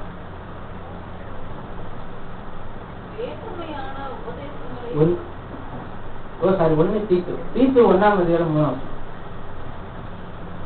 பொய்யுரையாத தேவன் ஆதிகாலம் முதல் நித்திய ஜீவனை குறித்து வாக்குத்தத்தம் பண்ணி அதை குறித்த நம்பிக்கையை பற்றி வேத பக்திக்கு ஏதுவான சத்தியத்தையும் அறிகிற அறிவும் விசுவாசமும் தேவனால் தெரிந்து கொள்ளப்பட்டவருக்கு உண்டாகும்படி தேவனால் தெரிந்து கொள்ளப்பட்டவனுக்கு சத்தியத்தை அறியக்கூடிய வாய்ப்பு தேவன் கொடுத்தாதான் உண்டு. ஆனா தேவன் வாய்ப்பை கொடுப்பாரு, நம்ம இடத்துக்கு கொடுக்கணும்னு சொல்லப்பட்டிருக்கேன். அறிகிற அறிவுக்குரிய வாய்ப்பு கொடுப்பாரு. விசுவாசம் என்ன பண்ணணும், நமக்கு நம்மளுடைய கடமை நம்மளேந்து ஏதாச்சும் ஒண்ணு செய்ய முடியும்னா செய்யணும்னா நம்ம என்ன பண்ணோம். விசுவாசம்ன்றது ஒரு இண்டிவிஜுவல் கிட்ட தான் இருக்கு. தேவன் விசுவாசத்தையும் அவரே தொடக்கிற போது ராங்கான அவரே விசுவாசம் தொடக்கிறாருன்னா விசுவாசத்தை நமக்குள் தொடங்கும்படி தேவன் வாய்ப்பு கொடுக்கிறார், சத்தியத்தை கொடுக்கிறார். ஆனா விசுவாசிக்காம போகிற ஒவ்வொரு தனிப்பட்ட இண்டிவிஜுவலுடைய பங்கா இருக்கு. அப்ப தேவனுடைய தெரிந்து கொள்ளுதல் சொல்லும் போது இந்த உலகத்துல எவ்வளவு பேர் இருந்தா கூட அவங்களுக்கெல்லாம் அந்த விசுவாசிக்க கூட சான்ஸ் கொடுக்கல, சத்தியத்தை கொடுக்கல. ஆனா இந்த வாசல் வழியா உள் பிரவேசிக்கிறது என்னன்னா இயேசுவே அந்த வாசலை கண்டறியக்கூடிய சத்தியத்தை கொடுக்கிற தெரிந்து கொள்ளப்பட்டது. அந்த விசுவாசத்தினால உள்ள ஸ்டெப் வச்சு பார்த்தா இவ்வளவு நாள் இங்க பார்க்கும்போது தூரத்துல பார்த்தா ஒரு புதுசா ஒரு ஆள் அன்னைக்குதான் ஆசாரன் கூட அந்த ஏஜ் எல்லாம் தகுதி ஆகி உள்ள என்றானா இப்படி ஒரு விஷயம் இருக்கா, நம்ம எங்கேயோ ஒரு தூரத்துல இருந்திருக்கோம். உள்ள வரும்போது பார்த்தா வந்த உடனே ஒரு பலிபீடம் கண்ணுக்கு தெரியும். இந்த பலிபீடத்துல என்ன நெருப்பு புகை போகுது. அப்ப உள்ள வந்த மனுஷன் முதல்ல பார்க்கிற விஷயம் என்னன்னா நாட்டுக்கு கூட இடத்துல இந்த பலிபீடம். இந்த பலிபீடம் என்ன அப்படின்னு நம்ம பார்க்கும்போது பலிபீடத்தை குறித்து நம்ம பார்க்கும்போது ஒரு வருஷம் படிக்கல பாருங்க. கொலேசியர் 2ஆம் அதிகாரம் 17ஆம் வருஷம் படிங்க. சரி அது இல்லைங்க அந்த வருஷம் எடுங்க. கொலேசியர் 2ஆம் 13-15. உங்கள் பாவங்களினாலேயும் உங்கள் மாம்ச விருத்த சேதனம் இல்லாமையினாலேயும் மரித்தவர்களாய் இருந்த உங்களையும் அவரோட கூட உயிர்ப்பித்து அக்கிரமங்கள் எல்லாவற்றையும் உங்களுக்கு மன்னித்து நமக்கு எதிரடையாகவும் கட்டளைகளால் நமக்கு விரோதமாகவும் இருந்த கையெழுத்தை குலைத்து அதை நடுவில் இராதபடிக்கு எடுத்து சிலுவையின் மேல் ஆணி அடித்து சுவைத்தனங்களையும் அதிகாரங்களையும் புரிந்து கொண்டு வெளியரங்கமான கோலமாக்கி அவைகளின் மேல் சிலுவையிலே வெற்றி சிறந்தார். அந்த பலிபீடத்தை பார்க்கும்போது இந்த வசனம் தான் நம்ம நிதானிக்க வேண்டியதா இருக்கு. அவர் நம்ம பாவம் இல்லாத அவர் பாவமாக்கப்பட்டார். நாம் தேவனுடைய நீதி ஆகும்படி அவர் நமக்காக பலியிடப்பட்டார். நாம மீட்கும்படி அவர் தண்டிக்கப்பட்டார். நாம ரட்சிக்கும்படி அவர் மரணத்துக்கு உட்பட்டார். நாமும் பரிசுத்தம் அடையும்படி அவர் வாதிக்கப்பட்டார். அவருடைய பலி நம்ம பார்க்கும்போது ஆண்டவராக இயேசு கிறிஸ்து தனியை நீக்கும் பொருளா தன்னுடைய சொந்த ஜீவனை கொடுத்திருக்கிறார். அவருடைய பலியினால நம்மே இருந்த சாபம், நம்மே இருந்த பாவம், நம்மே இருந்த எல்லா விதமான கோபாக்கிலிருந்து நாம் விடுவிக்கப்பட்டோம். அது இயேசு கிறிஸ்துடைய அந்த பலியை அதை அடையாளப்படுத்துறதா இருக்கு. இயேசு கிறிஸ்து தேவனுடைய குமாரனா இருந்தும் தம்மை தாமே அவர் கொள்ளையாடின பொருளை எண்ணாமல், தேவனுக்கு சரிசமமாக அவர் தம்மை உயர்த்தாமல், அவர் தன்னை அடிமையின் ரூபம் எடுத்து நம்மை சகோதரன் என்று சொல்லிக்கொள்ள அவர் வெட்கப்படாமல் அவர் அடிமையின் ரூபம் எடுத்து மரணத்துக்கு அதிகாரம் இந்த பிசாசனை தம்முடைய மரணத்தின் மூலமாக தம்முடைய ஜீவனை கொடுத்து மரணத்துக்கு பார்த்ததாக இருந்த நம்ம சிறைப்பட்ட நம்மை சிறையாக்கி நம்மை விடுவிச்சார். மரணத்திலே பார்க்கிறோம். அவர் இயேசு கிறிஸ்துவோட ரத்தத்தையும் இயேசு கிறிஸ்துடைய பலியையும் அந்த பலி பீடத்தை பார்க்கும்போது இயேசுவே நமக்காக பலி செலுத்தப்பட்டிருக்கார். தேவன் தம்முடைய ஒரே தரான குமாரனை கொடுத்தாப்பா ஒன்ன உள்ள என்ட்ரி பண்ண வச்சிருக்கிறாரு அப்படின்னு சொல்லி நம்ம நிதானிக்க கூடியதா இருக்காங்க. ஃபர்ஸ்ட் பார்க்கும்போது என்ட்ரு ஆன ஒண்ணு பலி பீடம். அப்ப பார்க்கும்போது சகோதரர்களே, இன்னைக்கு நம்ம பார்க்கும்போது அப்ப நம்ம விசுவாசம் வர சத்தியத்தை நாம் விசுவாசிக்கும் பொழுது இயேசுவே தேவனுக்கு மனுஷருக்கு பத்தியஸ்தர் சொல்லி நம்ம விசுவாசிச்சு அவரை பின்பற்றணும்னு சொல்லி நம்ம உள்ள போகும்போது பின்பற்றணும் நான் சொல்லும்போது இயேசுவை ஜென்ரலா நம்ம பார்க்கும்போது விசுவாசம் உள்ள போகும்போது அவருடைய பலியை அவருடைய மரணத்தை நம்ம பார்க்கிறோம். அந்த பலிபீடத்தை தாண்டின ஒண்ணா இப்ப கொஞ்சம் நம்ம சொல்லும் போது எப்படி இருந்தது? இயேசு கிறிஸ்து நமக்காக அந்த அது சுருக்கமா நான் சொல்றேன், நமக்காக இயேசு கிறிஸ்து கந்தரா ஆயிட்டார். பீஸ் பீஸா பிக்கப்பட்டார். தன்னுடைய சிருஷ்டி மூலமா கொட்டப்பட்டார். நம்ம வீட்டு நம்ம வளர்க்கிற ஒரு நாய் நம்ம மேல நம்ம கடிச்சா நம்ம கடிக்க வந்தா எப்படி இருக்கும்? அதை விட கேவலமான மனுஷன். அந்த மனுஷன் அவர் குட்டணும், அந்த மனுஷன் அவர் கொட்டணும். ஒரு அசுத்தமான ஒரு சேரிக்குள்ள ஒரு துர்நாற்றம் ஏதாச்சும் நேரத்துக்கு நம்ம போனா எப்படி இருக்கும்? நமக்கு அங்க இருக்க முடியாது. இந்த பூமியில ஒரு நாற்றம் அடிக்கிற ஒரு இடமா இருந்துச்சு. இந்த பூமியை நம்ம பார்க்கும்போது ஒரு அசுத்தமான ஒரு இடமா இருந்துச்சு. நாம நீக்கும்படி இயேசு கிறிஸ்து இந்த அசுத்தமான இந்த இடத்துக்கு பரிசுத்தரா இந்த இயேசு கிறிஸ்து வந்தார். அதான் பரிசுத்தார். இப்ப நமக்கு என்ன தோணுது? அவங்க மனசாட்சி கொஞ்சம் வேலை செய்யுது, நல்ல மனசாட்சி கிடைக்கும். அந்த பலிபீடத்தை பார்க்கும்போது நம்மளுடைய மனசாட்சி நம்மளை பாவின்னு நம்மள இன்னும் அதிகமா உணர செய்யுது. இயேசு கிறிஸ்து பார்த்துக்காக மரிச்சாரு நான் உணர்ந்து அடுத்த வேலை அப்படி உணரும் போது நமக்கு நல் மனசாட்சி வரும்போது நம்ம சுத்திகரிக்கப்படுறோம். அடுத்த ஸ்டெப் அதுதான் ஸ்டெப் போகும்போது அந்த வெண்கல சுத்திகரிக்காதுல தண்ணி இருக்கு. அப்ப நம்ம பார்க்கும்போது வருஷப்படி 5ஆம் அதிகாரத்துல 25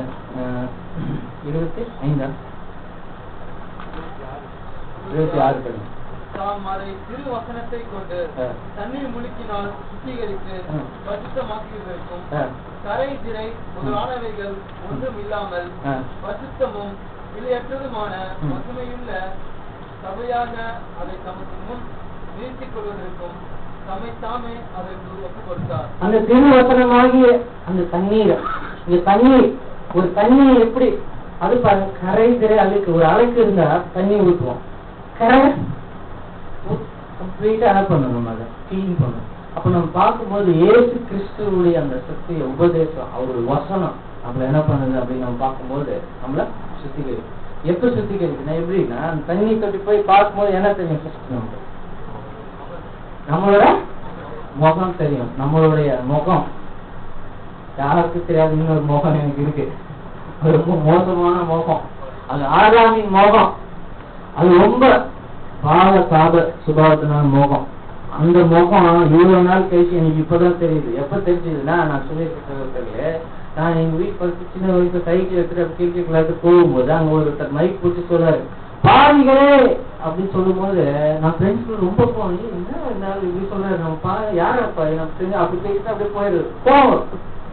ஆனா ஒரு நாள் அந்த சத்திய வசனன்ற தண்ணீர் வந்து என் மூணு பார்க்கும்போது நான் பாவி இல்லை வேண பாவி பாவி பாவி போய் இதுக்கு போட்டு பிரதான பாவி போட்டுக்க வேண்டிய ஒரு கட்டாயமா இருந்துச்சு.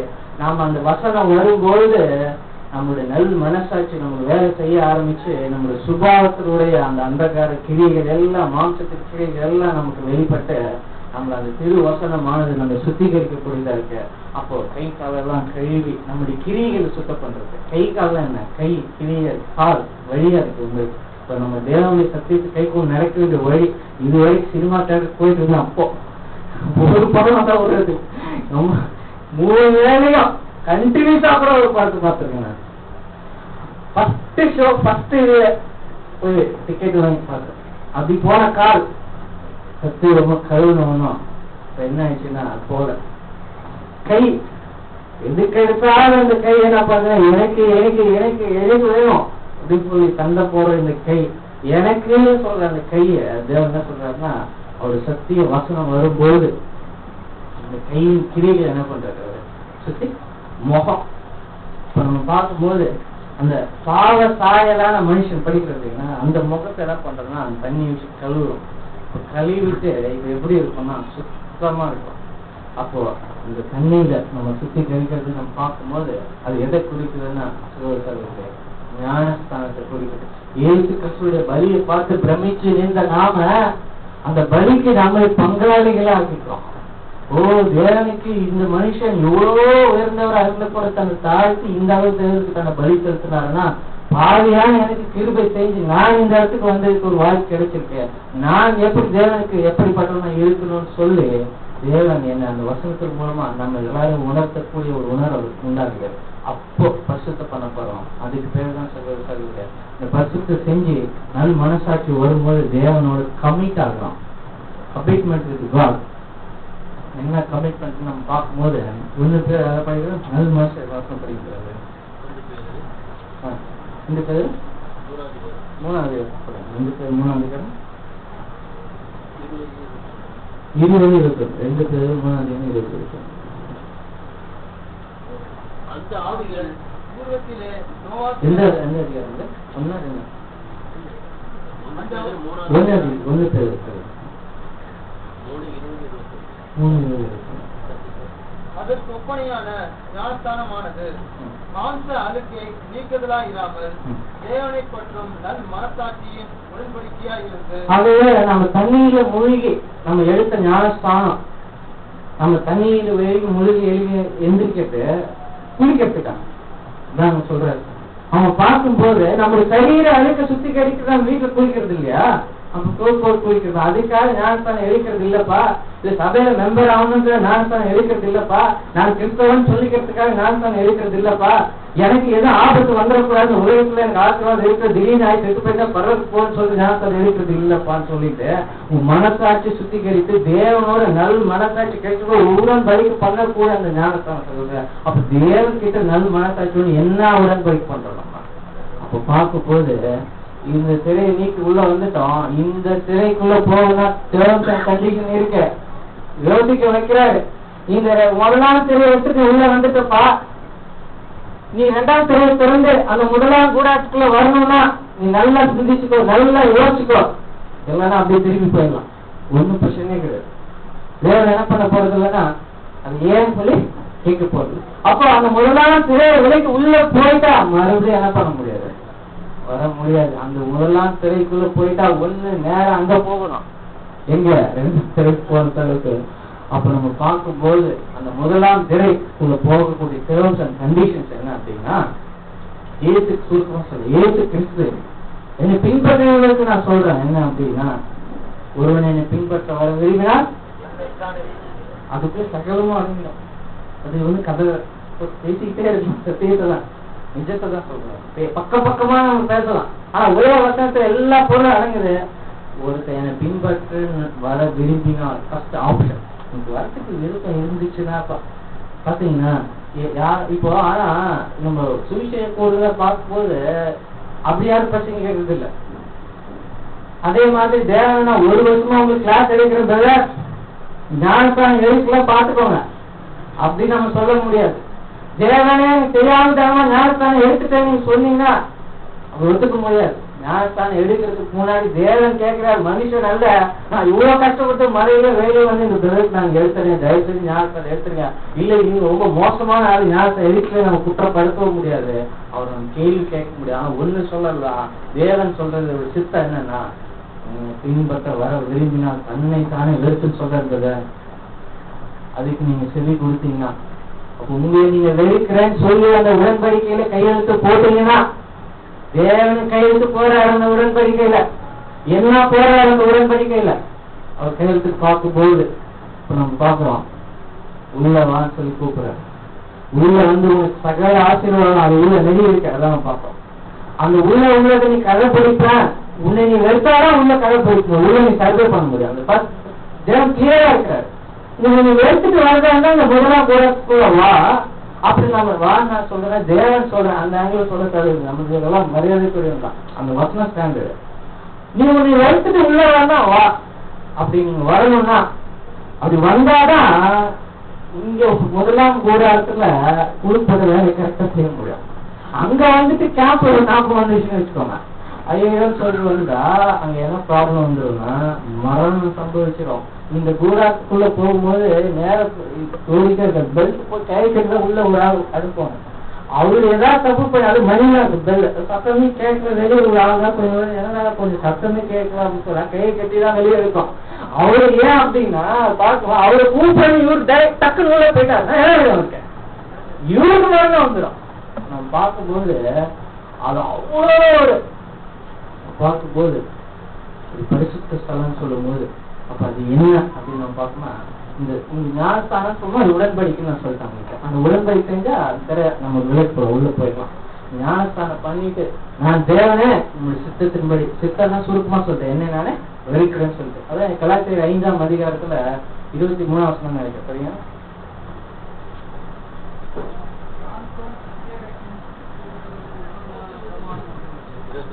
கலாச்சார 24 தங்கள் மாம்சத்தையும் அதன் ஆசை இச்சைகளையும் சிலுவையில் அறிந்திருக்கிறார்கள். நாம் ஆவியினாலே பிழைத்திருந்தால் ஆவிக்கேற்றபடி நடக்கும். இங்க என்ன சொல்றாருன்னா, கிறிஸ்துவர்கள் தன்னுடைய எல்லா மாம்சத்தையும் நம்முடைய சொந்த வாழ்க்கை விருப்பம், நம்ம நேரம், காலம், பணம், பதவி, ஆசை, மரியாதை எல்லாத்தையுமே நம்ம என்ன பண்ணா பிளெட்ஜ் பண்ணியிருக்கோம். அது சுருக்க சொன்னா இங்க போறதுக்கு என்ன தெரியுங்களா, நம்ம உடன்படிக்கையோட சாராம்சம் சுருக்கமா எதை நம்ம பிளெட்ஜ் பண்ணியிருக்கோம், எதை நம்ம பிளெட்ஜ் பண்ணிருக்கோம்னா எதை நம்ம பணையம் வச்சிருக்கோம், எதை பணையம் வச்சு உள்ள போற தெரியுங்களா? லைஃப், தன்னோட வாழ்க்கைய இன்னும் நம்ம எவ்வளவு நாள் வாழ்வோம் அப்படி யோசிப்பாரு. அந்த வாழ்க்கைய நம்ம என்ன பண்றோம், இந்த பூமியில நம்ம சொந்த விருப்பத்தின்படி வாழக்கூடிய அந்த வாழ்க்கைய இனி நாம் வாழ்றதுன்னு சொல்லி அதை நம்ம பணையமா பிளெட்ஜ் பண்ணிட்டு உள்ள போயிருக்கோம். ஏன் அதை பிளெட்ஜ் பண்ணிட்டு உள்ள போறோம்னா, இந்த முதலாம் கூடாரம்ன்றது இங்க என்ன பொருளா இருக்குன்னா என்ன பொருள் தெரியுங்களா? அதோட பொருள் ஏன் அவ்வளோ நம்ம லைஃபை பிளெட்ஜ் பண்ணாதான் உள்ள வரணும். அது ஏன் அந்த ஞானத்தான் உடன்படிக்கையும் சாராம்சத்தை நீ ஞானத்தான் எடுக்கும் உன்னை வெறுத்து உங்களோட வாழ்க்கையை நீ உங்களோட ஜீவனை இழக்கணும். உன்னை வெறுக்கணும்னா அதான் அர்த்தம். உங்களோட சிலுவை மரணம் என்னது அது அடையாளப்பட்டது. நம்ம பார்க்கும்போது நம்ம சொந்த விருப்பம் உள்ளவர்களாந்து கூட சிலுவையில் இருக்கிறோம் என்னன்றது நம்ம பார்த்தோம். விருப்பத்தை செஞ்சுக்க முடியாது, நினைச்ச டக்குன்னு சாப்பிட முடியுமா? உயிர் இருக்கும், ஆசை இருக்கும், விருப்பம் இருக்கும். ஆனா என்ன பண்ண ரைட் கிடையாது, சிலுவை விட்டு இறங்கக்கூடாது. இந்த வழியை பொறுத்துட்டு இருக்கணும். அதுக்கு பேர் தான் தண்ணி தானே வெறுக்கிறது. அப்ப தேவனுடைய சத்தியத்தின்படி நம்ம கடைபிடிச்சு நடக்கும் போது வலிக்கும், திட்டுவாங்க, அவமானம் வரும், நிந்தைகள் வரும், நெருக்கங்கள் வரும், நீதி நிமித்த துன்பப்படுறது அந்த வலி. உண்மையை பேசினா வலிக்கும், நஷ்டம் வரும் நமக்கு. பொய்ய பேசினா ஆயிரம் கீழே இறங்கி ஜாலியா வந்துடலாம், ஒன்றும் பிரச்சனை கிடையாது. ஆனா இங்க என்ன கண்டி சொல்றாங்க, அப்படி முடியாது. ஏன் அப்படின்னா முன்னாடியே தேவன் தெளிவுபட்டு கேட்டுக்கிறாரு, விருப்பம்னா உள்ள வாப்பான்னு சொல்லிட்டு. அப்போ இதுக்குள்ள நம்ம பிரவேசிக்க கூடிய அது பார்க்கும்போது உடன்படிக்கை செஞ்சுட்டு போறோம். உடன்படிக்கை நம்ம செஞ்சா கூட நம்மளாம் பாவிதானே. ஞானஸ்தானத்துல கிடைக்கூடிய பெனிஃபிட் நாம எப்படி தேவனோட உடன்படிக்கை செஞ்சுட்டு இந்த முதலாம் கூடாரத்துல போகிறது நமக்கு எப்படி தகுதி கிடைச்சதுன்னு பார்க்கும்போது அதான் சகோதரர், அதான் இயேசு கிறிஸ்துவனுடைய பலி. நம்ம பார்க்கும்போது ஒரு வருஷம் படிக்கல பாருங்க, இதுதான் சரி. எபிரேயர் 10ஆம் அதிகாரம் 19ஆம் வசனம். ஆகையால் சகோதரரே, நாம் பரிசுத்த ஸ்தலத்தில் பிரவேசிப்பதற்கு இயேசுவானவர் தமது மாம்சமாகிய சிறையின் வழியாய் புதிதும் ஜீவனுமான மார்க்கத்தை நமக்கு உண்டு பண்ணினபடியால். இயேசுக்கு இந்த திரை எதை குறிக்கிறதா இருக்கப்பா? திரை இயேசு கிறிஸ்து தன்னுடைய மாம்சத்தை எது வழியா இந்த வழியை உண்டாக்குனாரா? இந்த முதலாம் கூடாரம், இந்த 2ஆம் கூடாரத்துக்கு போற வழி முதலாம் கூடாரம். இந்த முதலாம் கூடாரத்துக்குள்ள எப்படி போறதுக்கு நமக்கு சான்ஸ் கிடைச்சது, எப்படி நமக்கு ஒரு வே கிடைச்சதுதான் சொல்லுங்க. மாம்சத்தை திரை வழியை நமக்கு என்ன பண்றாருன்னா இந்த ஒரு வழியை உண்டாக்குறாரு பார்ப்போம். மாம்சத்தின் திரை வழியான என்ன அர்த்தம்னா, இது வரைக்கும் நம்ம சுத்திகள் உள்ள போகும்போது கலாத்தியர் 3ஆம் அதிகாரத்துல அந்த 27ஆம் வசனம் படிங்க. 28 அவர் தரித்துக் கொள்ளுங்கள். உங்களில் கிறிஸ்துவுக்குள்ளான ஞானஸ்தானம் பெற்றவர்கள் எத்தனை பேரோ அத்தனை பேரும் கிறிஸ்துவை தரித்துக் கொண்டீர்களே. இப்ப என்னன்னா, நம்ம உள்ள என்ட்ரதுக்கு வாய்ப்பு இல்ல. ஆனா உள்ள போகும்போது யாரா உள்ள போறோமா? இயேசு கிறிஸ்துவ சரீரத்தை நாம என்ன பண்ணிக்கிறோமா? தரிச்சுக்கிட்டோமா? உள்ள இருக்கிற ஆளு தேவன் எனக்கு யாரும் நினைச்சுதான் பாத்துக்கிறாரு. இயேசு கிறிஸ்துவ பார்க்கறத நினைச்சுக்கிறாரு. இப்ப என்னன்னா, நாம இன்னைக்கு எதுக்காக இங்க வந்திருக்கோம் நம்ம சுருக்கமா பார்க்கும்போது, இயேசு கிறிஸ்துவோட சரீரத்தை தரிச்சுக்கிட்டு எதுக்காக உள்ள போனோம்? போய் பாவம் பண்ற போய் நம்ம இஷ்டத்துக்கு நம்ம நினைக்கிறவங்க நம்ம என்ன சொல்லலாம், டெய்லி அன்றாட நம்ம வாழ்க்கையில உலகத்தால போல பழைய வீடான செய்து நடக்கிறதுக்கு அது இயேசு கிறிஸ்து ரத்தத்தை சரித்து கொடுத்து அந்த பரிசுத்தத்துக்கு போட்டு அந்த சான்ஸ் கொடுத்தாரு நமக்கு. அங்க போயிட்டு என்ன பண்ணணும்னு சுருக்கமா நம்ம பார்க்கும்போது அந்த மேஜை இருக்கும். இந்த மேஜையில உள்ள அப்பத்தை என்ன பண்ணுமா இங்க பார்க்கும்போது மாத்தணும். இங்க அதுக்கு எது பொருளா இருக்கு நம்ம பார்க்கணும். இங்க அப்போ 66 புஸ்தகம் பார்க்கும்போது அதை எப்படி 6ஆம் அதிகாரத்துல 1-2 படிங்க. சுருக்கமா நான் வந்துடும். ஆகையால் கிறிஸ்துவை பற்றி சொல்லிய மூல உபதேச வசனங்களை நாம் விட்டு செத்த கிரியைகளுக்கு நீங்களாகும் மனதிரும்புங்கள். தேவன் பேரில் வைக்கும் விசுவாசம், ஸ்தானங்களுக்கு அடுத்த உபதேசம், கைகளை வைக்குதல், மரித்தோரின் உயிர்த்தெழுதல். அதாவது என்ன, பேசுறது வாரம் வந்து ரொட்டீன் ஆக்டிவிட்டிஸ். அர்த்தம் என்னன்னா, ஞானஸ்தானம் எங்க இருக்கான்? உள்ள போக தகுதி மறுபடியும் அதே லெவலில் மெயின்டைன் பண்ணக்கூடாது. விசுவாசம், இங்க விசுவாசம் இந்த ஈஸ்ட் கேட்கறது அந்த உள்ளே போவான். இந்த நிலையிலே இருக்கக்கூடாது. அப்போ பிகினர்ஸாக இருந்துட்டு ஒரு பால் குடிக்கிற குழந்தைகளை போல அப்போ நம்ம பார்க்கும்போது முதல்ல ஒரு பேசிக் சப்ஜெக்ட் நம்ம கேட்டுட்டு நம்ம ஒப்பு கொடுத்து அப்புறம் நம்ம இஷ்டத்துக்கு அதே நம்ம பைபிள் ஸ்டோர் ஆயிடலாம் எங்க போயிடலாம் அப்படின்னு நடக்குது. ஆனா சகோதரி நம்ம பார்க்கும்போது வேற மாணவராக இருக்கும்போது நம்ம உண்மையா சுத்தி கேட்குது, அதுல எந்த மாற்றமும் கிடையாது. ஆனா ஒரு வேற மாணவனா ஆனா நம்ம இங்க வரைக்கும் போகலாம். ஆனா யாரானா நம்ம அதுக்கப்புறம் மகா பரிசுத்தத்துக்குள்ள போகணும்னு பார்க்கும்போது ரோமர் 12:1 படிங்க சுருக்கமா. அப்படி இருக்க சகோதரரே, நீங்கள் உங்கள் சரீரங்களை பரிசுத்தமும் தேவனுக்கு பிரியமான ஜீவபலியாக ஒப்புக் கொடுக்க வேண்டும் என்று தேவனுடைய இரக்கங்களை முன்னிட்டு உங்களை வேண்டிக் கொள்கிறேன். அப்போ தேவனுக்கு நம்ம புத்தியுள்ள ஆராதனைய ஜீவபலியா நம்ம ஒப்புக் கொடுக்கும்படியாக அந்த பரிசுத்த ஸ்தலத்துக்குள்ள போயிருக்கோம். அந்த பரிசுத்த ஸ்தலத்துல அந்த அப்பத்தை மாத்திக்கிட்டே இருக்கணும். சகோதரர் ஒருமித்து கூலி வாசத்தோடு எத்தனை நன்மையோ எங்குமா இருக்கிறது. அப்ப பக்கத்துல ஒருத்தர் ஆசிரியத்தை பேசுறது இல்ல, வீணான காரியத்தை பேசுறது இல்ல. அப்படி பேச இருக்கிறது ட்ரைன் ஆயிடும். அப்ப சகோதரருக்குள்ள ஒரே விசுவாசம், ஒரே நம்பிக்கை, ஆராதனை போல அழைக்கப்பட்ட விசுவாசம் உள்ள சகோதரை தேடி கண்டுபிடிச்சு ஒவ்வொரு சகோதரும் அவரை ஐக்கியம் வச்சு விசுவாசத்துல நாளைக்கு நாள் பெருகும்படி நம்ம என்ன பண்ண வேண்டியதா இருக்குன்னா அந்த ஐக்கியத்துக்குள்ள நம்ம இருக்குது. ஆனால் அந்த அப்போ புதுப்பிக்கப்பட்டுட்டே இருக்கோம். புதுப்பிக்கப்படுறது அறிவுல பெருகிறதுக்காக அல்ல, நாம் எதற்காக உள்ள இருக்கோம் அதான் பாயிண்ட். ஏன் நாம பரிசுத்த ஸ்தலத்துக்குள்ள போனோம்? அப்படியே போய் ரிட்டர்ன் ஆகிறதுக்கு எங்க போறதுக்காக?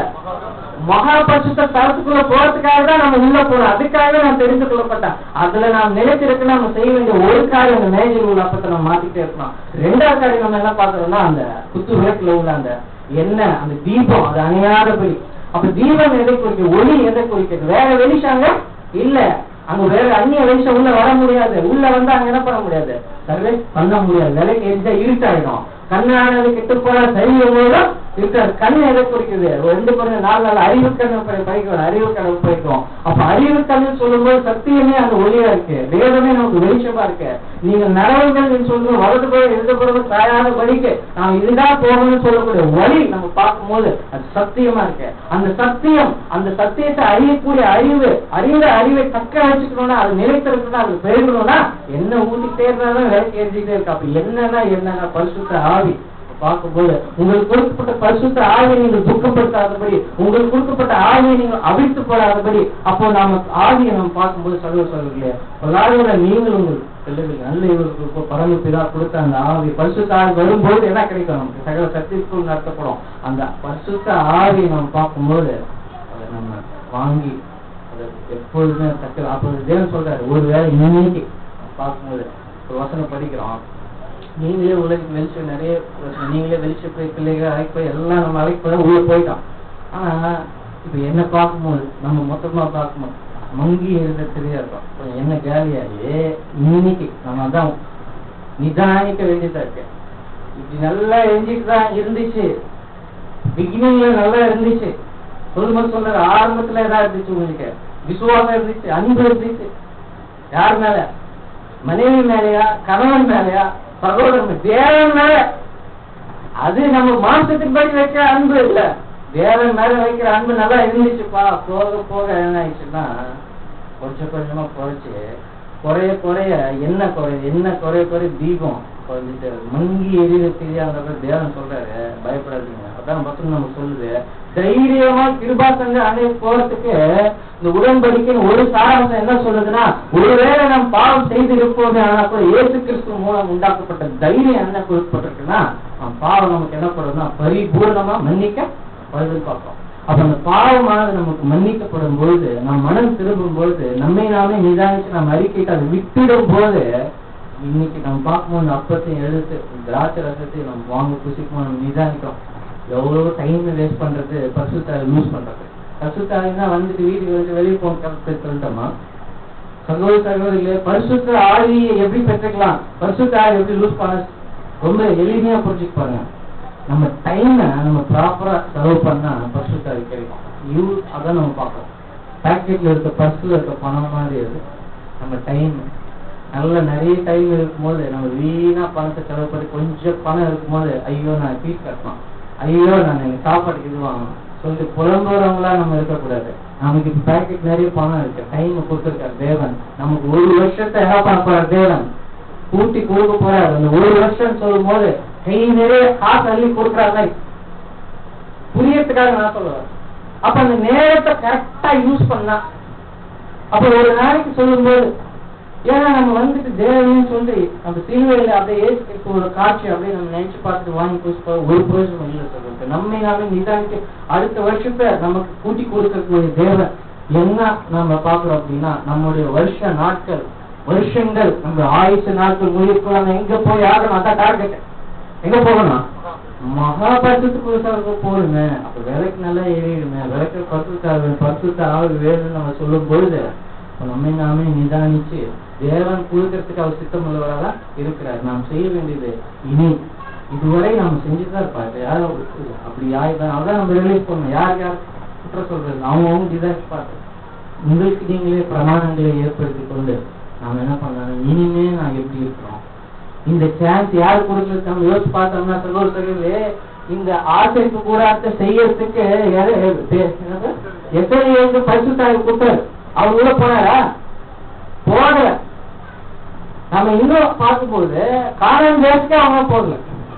அப்போ இந்த ஆசைப்பு கூடாரத்தை வச்சு பார்க்கும்போது நீங்க செய்யறதுக்கு யாருக்கு தேவன் அந்த ஆசையை கொடுத்தாங்க, அவங்களுக்கு உள்ள போக ரைட் போக என்ன நம்ம பாக்குறோம்னா, முற்பிதாக்களுக்கு நமக்கு இன்னைக்கு வேத சத்திய வசனங்கள் வரும்படியா எவ்வளவு பேர் தங்களுடைய ஜீவனை தியாகம் பண்ணியிருக்காங்க பைபிள் கையில வரத்துக்கு. நான் சொல்றது உலக மக்கள் எல்லாரையும் நான் சொல்றேன், தேவன் தான் அவங்க கிருபையை கொடுத்தாரு. ஆனா அவங்களுக்கு அந்த சான்ஸ் கொடுக்கல, அவங்கள தேவன் தெரிஞ்சு கொள்ளல. ஆனா நமக்கு பார்க்கும்போது தேவன் ஆர்வனை போல அழைக்கிறதுனா நம்ம கிறிஸ்து இயேசுக்குலாம் முன் குறித்து நம்ம அழைச்சி நம்ம கொண்டு போய் அந்த மகா பரிசுத்தலத்தில் போகும்படி பரிசுத்தலத்துல இருக்கிற நாம என்ன பண்ண வேண்டியதா இருக்கு நம்ம பார்க்கும்போது என்ன அடுத்து நம்ம பார்க்கும்போது தூபம் முடிச்சிருங்க. அந்த தூபம் பார்க்கும்போது அந்த தூபம்னா எபேசியர் 5:2 படி கிறிஸ்து நமக்காக தம்மை தேவனுக்கு சுகந்த வாசனையான காணிக்கையாகவும் பலியாகவும் ஒப்பு கொடுத்து நம்மை அன்பு கூர்ந்தது போல நீங்களும் அன்பிலே நடந்து கொள்ளுங்கள். சுகந்த வாசனையாகவும் காணிக்கையாகவும் தம்மைத்தாமே கிறிஸ்து தேவனுக்கு தன்னை ஒப்பு கொடுத்தார். அப்போ அது நம்ம பார்க்கும்போது நான் இந்த வருஷத்துல என்னுடைய கீழிகள் எப்படி இருந்துச்சுன்னா தேவன் கொடுத்தா இது அப்படி சொல்ற மாதிரி பிடிக்கல அந்த வாசனை என்னுடைய லைஃப் பார்க்கணும். அதான் நம்ம மனம் திரும்ப நினைப்போம் நம்ம எல்லாருமே. நான் தேவன் சுகந்த வாசனை அவருடைய சத்தியத்தின்படி நடந்து கை கொண்டேனால தேவனுக்கு எப்படி இருக்க ஒரு பிளீசிங் ஸ்மெல்லா இருக்கு. அவர் விரும்பக்கூடிய, அவர் முகரக்கூடிய வாசனையை போல நம்முடைய கிரியைகள் இருக்கணும்ன்றதுதான். இயேசு கிறிஸ்துவின் கிரியைகள் தேவனுக்கு எப்படி இருந்துச்சு பார்க்கும் போது சகோதரர்கள், அவருடைய கிரியைகள் எப்படி இருந்துச்சு? சுகந்த வாசனையா இருந்துச்சு பாக்குறோம். இயேசுக்கு வெளியில உள்ள அந்த நெருப்பை போட்டுதான் அந்த இதெல்லாம் போடுவாங்க உள்ள. இயேசு கிறிஸ்துவ பலியின் மேலதான் நம்ம பலி செலுத்த முடியும். நம்ம இப்ப தனியா தேவன் கிடப்பாங்க, அவர் பலியோட கூட நாம அதுல ஒரு பங்கு செய்யறோம். அப்ப அந்த பங்கு என்ன நம்ம பார்க்கும்போது தேவனுடைய பிரமாண கற்பனைகள் கிரியைகளை நம்ம விசுவாசிக்கிற நான், பரிசுத்தார் பெற்ற நான், அப்ப அறிவை பெற்ற நான் என்ன பண்ண வேண்டியதா இருக்குன்னா, இயேசு கிறிஸ்து நடந்த வழியில நாமளும் நடக்கும்போது அந்த புகை நல்லா எழுதி ஒரு வாசனை போகுது. இந்த புகை இங்கேயே நிரப்போம். புகை எப்படி உள்ள போய் நிற்பது? புகை ஆவியா இருக்கு உள்ள போயிடும். அதான் சொல்றாரு, உங்களுக்கு பொக்கிஷங்களை எங்க சேர்த்துவீங்களா? நம்மளுடைய கிரிக்கு தக்க பலன் எங்க இருக்கு? நான் நீங்க செய்யற ஒண்ணு கூட யோசிக்கல. அதான் சொல்றாரு. அதான் நம்ம யோசிச்சு பாக்குறது. அப்ப நாம் செய்யக்கூடிய எல்லா கிரியைகளுக்கும் பலன் உண்டு. அங்க பலன் இருக்கு. இங்க ஒண்ணும் பிக்சை எடுக்காம தேவன் அது கூட்ட மாட்டாரு. ஏன்னா நிறைய அப்படி இருக்கு. நம்ம தப்பா சொல்லிட்டு நினைக்காதீங்க, நம்ம நிதானிக்கிறதுக்காக சொல்றேன் நான். தேவன் இங்க முதலாவது தேவன் ராஜ் தேவை சொல்லும் போது இங்க நமக்கு குறைவா என்ன பண்றது இல்ல. நமக்கு என்ன தேவையோ, ஒரு அப்பா ஒரு மகனுக்கு எப்படி பாத்துக்கிறாங்களோ அதை விட பூர்ண சகுணத்தை தான் நம்ம கொடுத்து நம்ம ஆசீர்வதிச்சிருக்க. இப்ப நாம இன்னைக்கு அப்ப எங்க இருக்கோம் நம்ம பார்க்கும்போது, கிறிஸ்து இயேசுடைய சரீரத்துல ரத்தம்ன்றதுதான் இந்த ஃபர்ஸ்ட் ரூம். ஃபர்ஸ்ட் ரூம் எது? இந்த ரூம் என்ன? இந்த 4 பக்கம் சித்தி மரத்துல அரைக்கப்பட்ட இந்த ரூம் யாரு? பரிசுத்த ஸ்தலம். இது யாருன்னா இதுதான் இயேசு கிறிஸ்து. அப்ப இது இயேசு கிறிஸ்துனா அப்ப இது யாரு? இதுவும் இயேசு கிறிஸ்து தான். அப்ப இது இயேசு கிறிஸ்துனா இது யாரு? வாசல். இதுவும் இயேசு கிறிஸ்து தான். அதனாலதான் சொல்றாரு யோவான் 14ஆம் அதிகாரத்துல, படிக்க வேண்டிய டைம் ஆயிடுச்சு, நானே வழியும் சத்தியமும் ஜீவனும் மாட்டேன். ஜீவனுக்கு போக மார்க்கம் இல்லைங்களா? ஞானஸ்தானம் வழி, அதான் உடன்படிக்கை வாசல் இல்லைங்களா? அவர் தான் அந்த வாசல். அவருடைய நாமம், அவர் மேல விசுவாசம் வாசல். இப்போ மொத்த ஆசரிப்பு கூடாரம், இந்த முதலாம் கூடாரம், இந்த பலி, இங்க செய்யப்படக்கூடிய எல்லா விஷயங்களுமே இயேசு கிறிஸ்துங்கிற அந்த ஒரு ஆசரிப்பு கூடாரம் தான். இயேசு கிறிஸ்துவே இங்க ஒரு ஆசரிப்பு கூடாரமா இருக்கிறார் நமக்கு. அதான் ஒரு வாசனை படிக்கிறோம். கொலோசியர் 2ஆம் அதிகாரம் 17ஆம் வசனம் படிக்கிறோம். சீக்கிரமா படிங்க. அவைகள் வரும் காரியங்களுக்கு நிழலாயிருக்கிறது. அவைகளின் பொருள் கிறிஸ்துவை பற்றினது. அவைகள் பொருள் கிறிஸ்துவை பற்றினது. இப்ப நாம பார்த்தோமே எல்லாமே பொருள் யாரை பத்தி தான் சொல்லுது? கிறிஸ்துவை பத்தி தான். இப்போ அழைக்கப்பட்டு தெரிந்து கொள்ளப்பட்ட நாம இந்த முதலாம் கூடாரத்துல இருக்குன்னா யாருக்குள்ள நின்றுட்டு இருக்கோம்? இயேசு கிறிஸ்துவனுக்குள்ள, அந்த சத்திய போதனைக்குள்ள, அந்த சரீரத்துக்குள்ள, அவருடைய ஜீவனுக்குள்ள நம்ம நிக்கிறோம். நிக்கிற நாம என்ன நிதானிக்கணும் சகோதரர்களே? 1 11ஆம் அதிகாரத்துக்கு போயிடலாம்.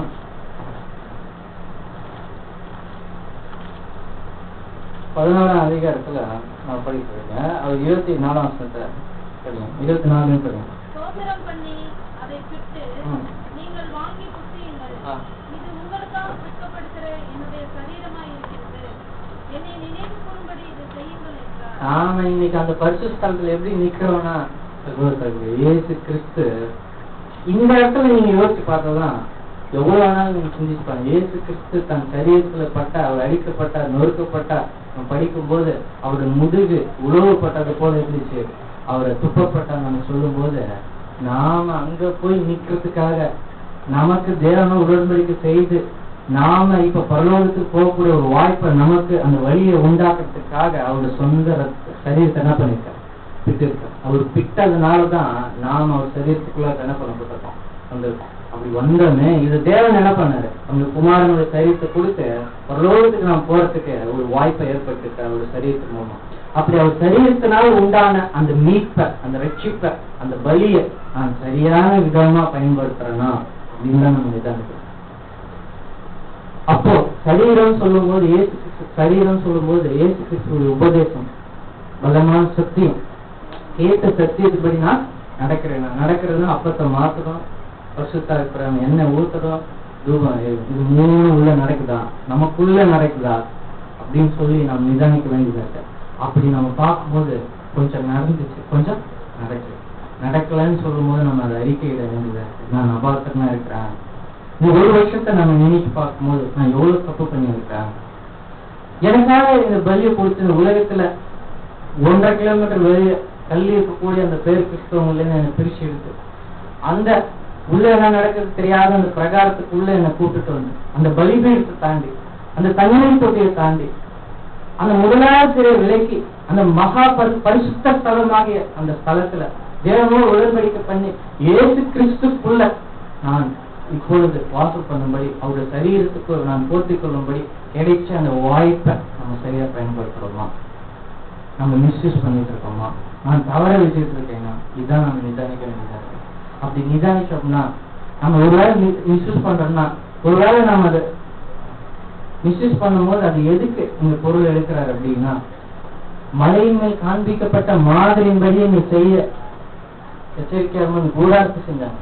அதே மாதிரி சொன்னப்பட்ட பிரமாணத்தின்படியே அவங்க செய்யறதுக்கு அவங்களுக்கு என்ன இருக்கு கட்டளை. அப்ப மாத்தணும்னா மாத்தணும், என்ன ஏறினா செய்யணும், அப்படி செய்யலைன்னா என்ன கிடைக்கும் அவ்வளவு. இந்த வருஷத்துல நம்ம செஞ்சிருப்போமா? செஞ்சிருக்க மாட்டோம். நான் செய்யல, அப்ப நான் இந்நேரம் அந்த உடன்படிக்கையை தூக்கி விசிறிச்சிருக்கணும் தேவன். ஆனா அந்த உடன்படிக்கையின் சாராம்சம் என்னன்னா இயேசு கிறிஸ்துவுடைய அந்த பலியினுடைய பங்கு என்னன்னா இன்னொரு வருஷத்தை நம்முடைய பலிக்காக நாம் தேவனுக்கு நம்மளை அர்ப்பணிக்கிறதுக்கு நான் தூக்கி வீசப்படாத பலிக்கு அந்த உள்ள அந்த பரிசுத்த ஸ்தலத்துல இருந்தானா அது வேலை செஞ்சுட்டு இருக்கணும்னா கரெக்டா நானு. ஆனா நான் செய்யலன்னு சொல்லும் போது நாம் பரிதபிக்க கூடியவனாக இல்லாம நம்ம அந்த பாவங்கள் எல்லாம் மன்னிச்சு ஒரு புதிய வருஷத்தை கூட்டி கொடுத்து ஒரு புது ஆரம்பத்தை கொடுக்கறதுக்கு ஏற்றுக்கூடிய ரத்தமும் அவர் சிலுவையில தம்முடைய மாம்சத்தை பலியா ஜீவ பலியா ஒப்பு கொடுத்த அந்த மாம்சமும் நம்ம தகுதியா ஏற்படுத்துறதுதான் சகோதரி இந்த நாள் நம்ம நினைவு கொள்ள வேண்டிய நாள். இன்னைக்கு தேவனை தூக்கி வெளியே அடிச்சிருக்கணும், நான் மறிச்சிருக்கணும், உடன்படிக்கை மீறிட்டார், நீ அப்பத்தை மாத்தல, அந்த எண்ணெய் ஊட்டல, ரூபத்துல இருந்து அந்த புகை வரலையப்பா, வாசனை இல்லையா, ஒரு நாட்டம் வருது எப்படி கேட்கும் போது தேவனே பார்க்கும்போது ஒரே ஒரு தரம் அந்த வருஷத்துக்கு ஒரு தரம் அந்த பிரதான ஆசிரியர் தன்னோட பாவத்துக்காக மற்ற பாவத்துக்காக சிந்தி அவர் ஜனங்களுக்கு பாவம் மன்னிப்பு கொடுத்தது போல இந்த நாள் அதை தான் நினைவு கூறுகிறார். இந்த 12 மாசத்துல நம்ம அதை என்னென்னமோ செஞ்சு எப்படி வந்திருக்கோம். இன்னைக்கு பார்க்கும்போது நான் அந்த பரிசுத்த ஸ்தலத்துல கிறிஸ்தியத்துக்கு கூட சரீரத்துக்குள்ள இருந்துட்டு நான் அதை பயன்படுத்திக்கல, நான் அந்த பரிசுத்த ஸ்தலத்தில் செய்ய வேண்டிய ஆராதனை முறையுடைய கடைபிடிக்கல. அப்படி சொல்லும் போது நான் மரணத்துக்கு பாத்திரதா இருக்கிற சகோதரே நம்ம மரணத்துக்கு பாத்திரதா இருக்கிறோம். அப்படி இதுதான் நிதானிக்கிறோம். அவருடைய அந்த நிதானிக்கும் போது அது என்ன கிடைக்குதுன்னா நம்ம பூர்ண மன்னிப்பு கிடைக்கிறத எப்படி வருஷப்பட்டு முடிக்க பார்க்கணும்.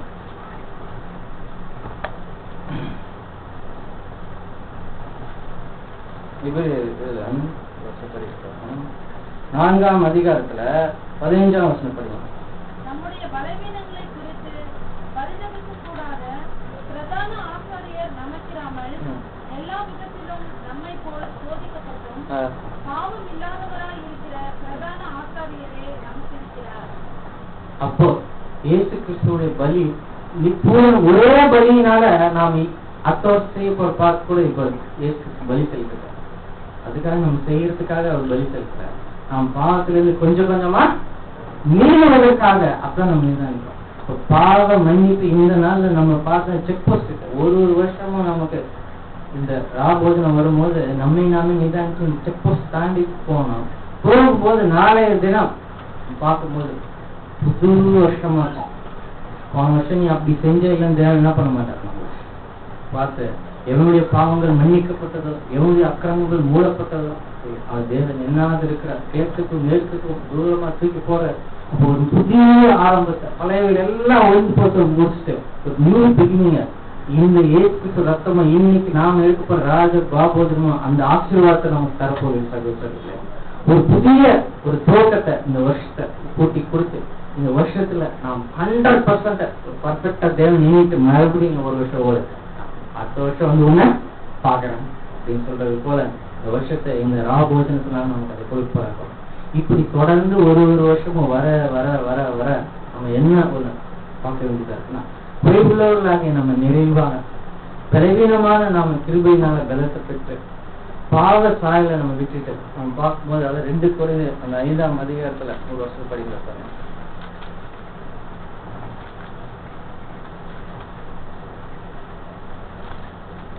இந்த பாருங்க 5ஆம் அதிகாரம் 17ஆம் வசனம். இப்படி ஒருவன் கிறிஸ்துவுக்குள் இருந்தால் புது சிருஷ்டியாக இருக்கிறான், பழையவைகள் ஒழிந்து போயின. பாருங்க, ஒருவன் கிறிஸ்துவுக்குள் இருந்தால், இன்னைக்கு நாம் எடுக்க போகிற ராபோஜனம் நான் இன்னைக்கு மீண்டும் வரப்போகிற இந்த 100 வருஷத்துல நான் இதுக்குள்ளதான் இருக்கிறேன். கிறிஸ்துவுக்குள்ள என்ன அர்த்தம்? இதுக்குள்ள இருக்கிறதா அர்த்தம். இன்னமும் ஜாமீன் எனக்கு ஒரு சான்ஸ் கொடுத்துருக்காரு அந்த 1ஆம் கூடத்துல நிலை நிக்கிறதுக்கு. நான் அதுல எதுக்காக போனா அந்த வேலையை செய்யல.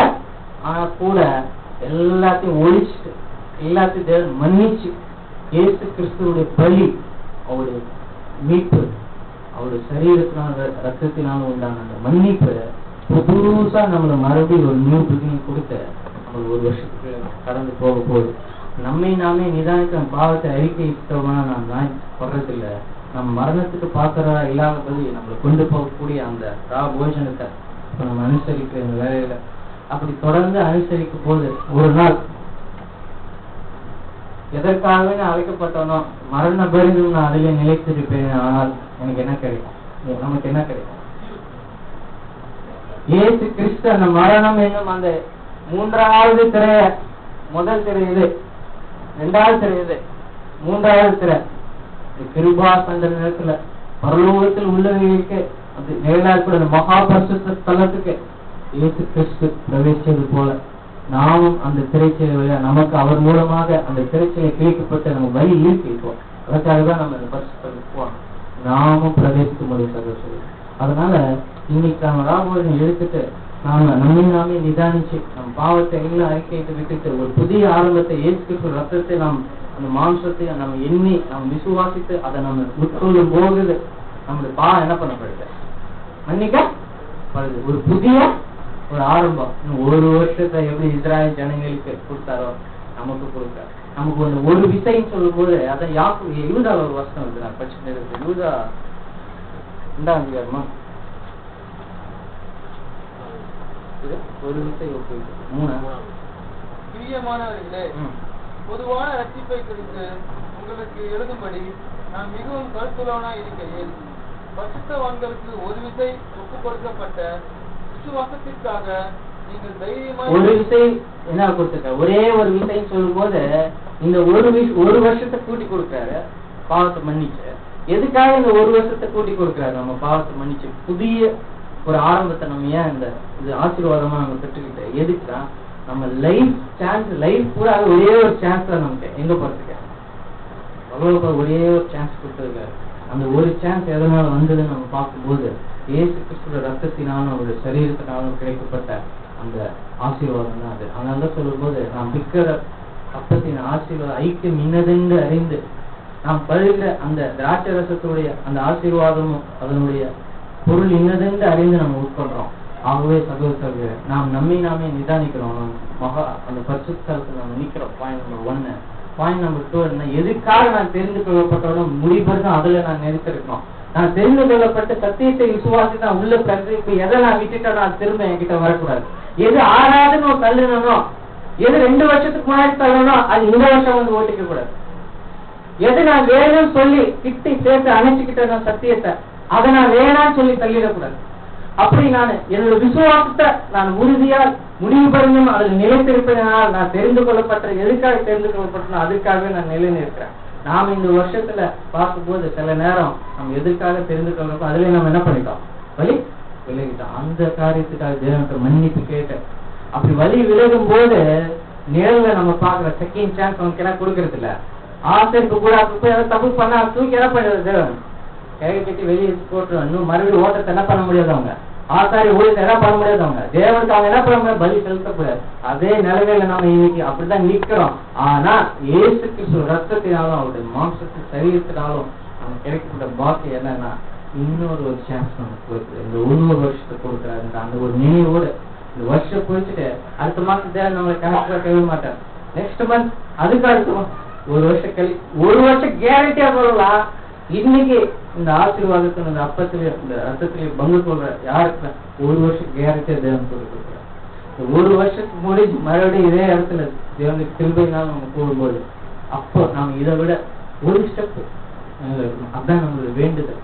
அதான் தேவத்தை நம்ம கேட்கிற விண்ணப்பமா நம்ம இருதயத்தை அதுக்கு மூலமா நம்ம தயார் பண்ணிட்டு. ஆகவே இது ஒரு சடங்கா, ஒரு சம்பிரதாயமா, ஒரு கற்பனையா, நம்மளாவே தானாக பயந்து நடிங்க அப்படி அல்லாதபடி நம் முழு இருதயத்தோடு, முழு ஆத்மாவோடு, முழு பலத்தோடு அது இன்னதென்று உணர்ந்து நம்மை நிதானித்து நம்ம அந்த பாதத்தை பங்கு கொண்டு இதை நான் பெற்றுக்கொண்டு இந்த ஆசீர்வாதத்தை நம்ம சுதந்திரிச்சுட்டு நாம் கடந்து போய் நாம அழைக்கப்பட்டு தெரிந்து கொள்ளப்பட்ட நிலைமையில உண்மையா இருந்து ஜீவ கிரகத்தை பெற்றுக்கொள்ள தேவன் நம் அனைவருக்கும் இந்த ராபோஜனத்தின் மூலமாக அந்த ஆசீர்வாதத்தை நம்ம கொண்டு வருவாங்க. நம்ம தகுதிப்பட்டோம்.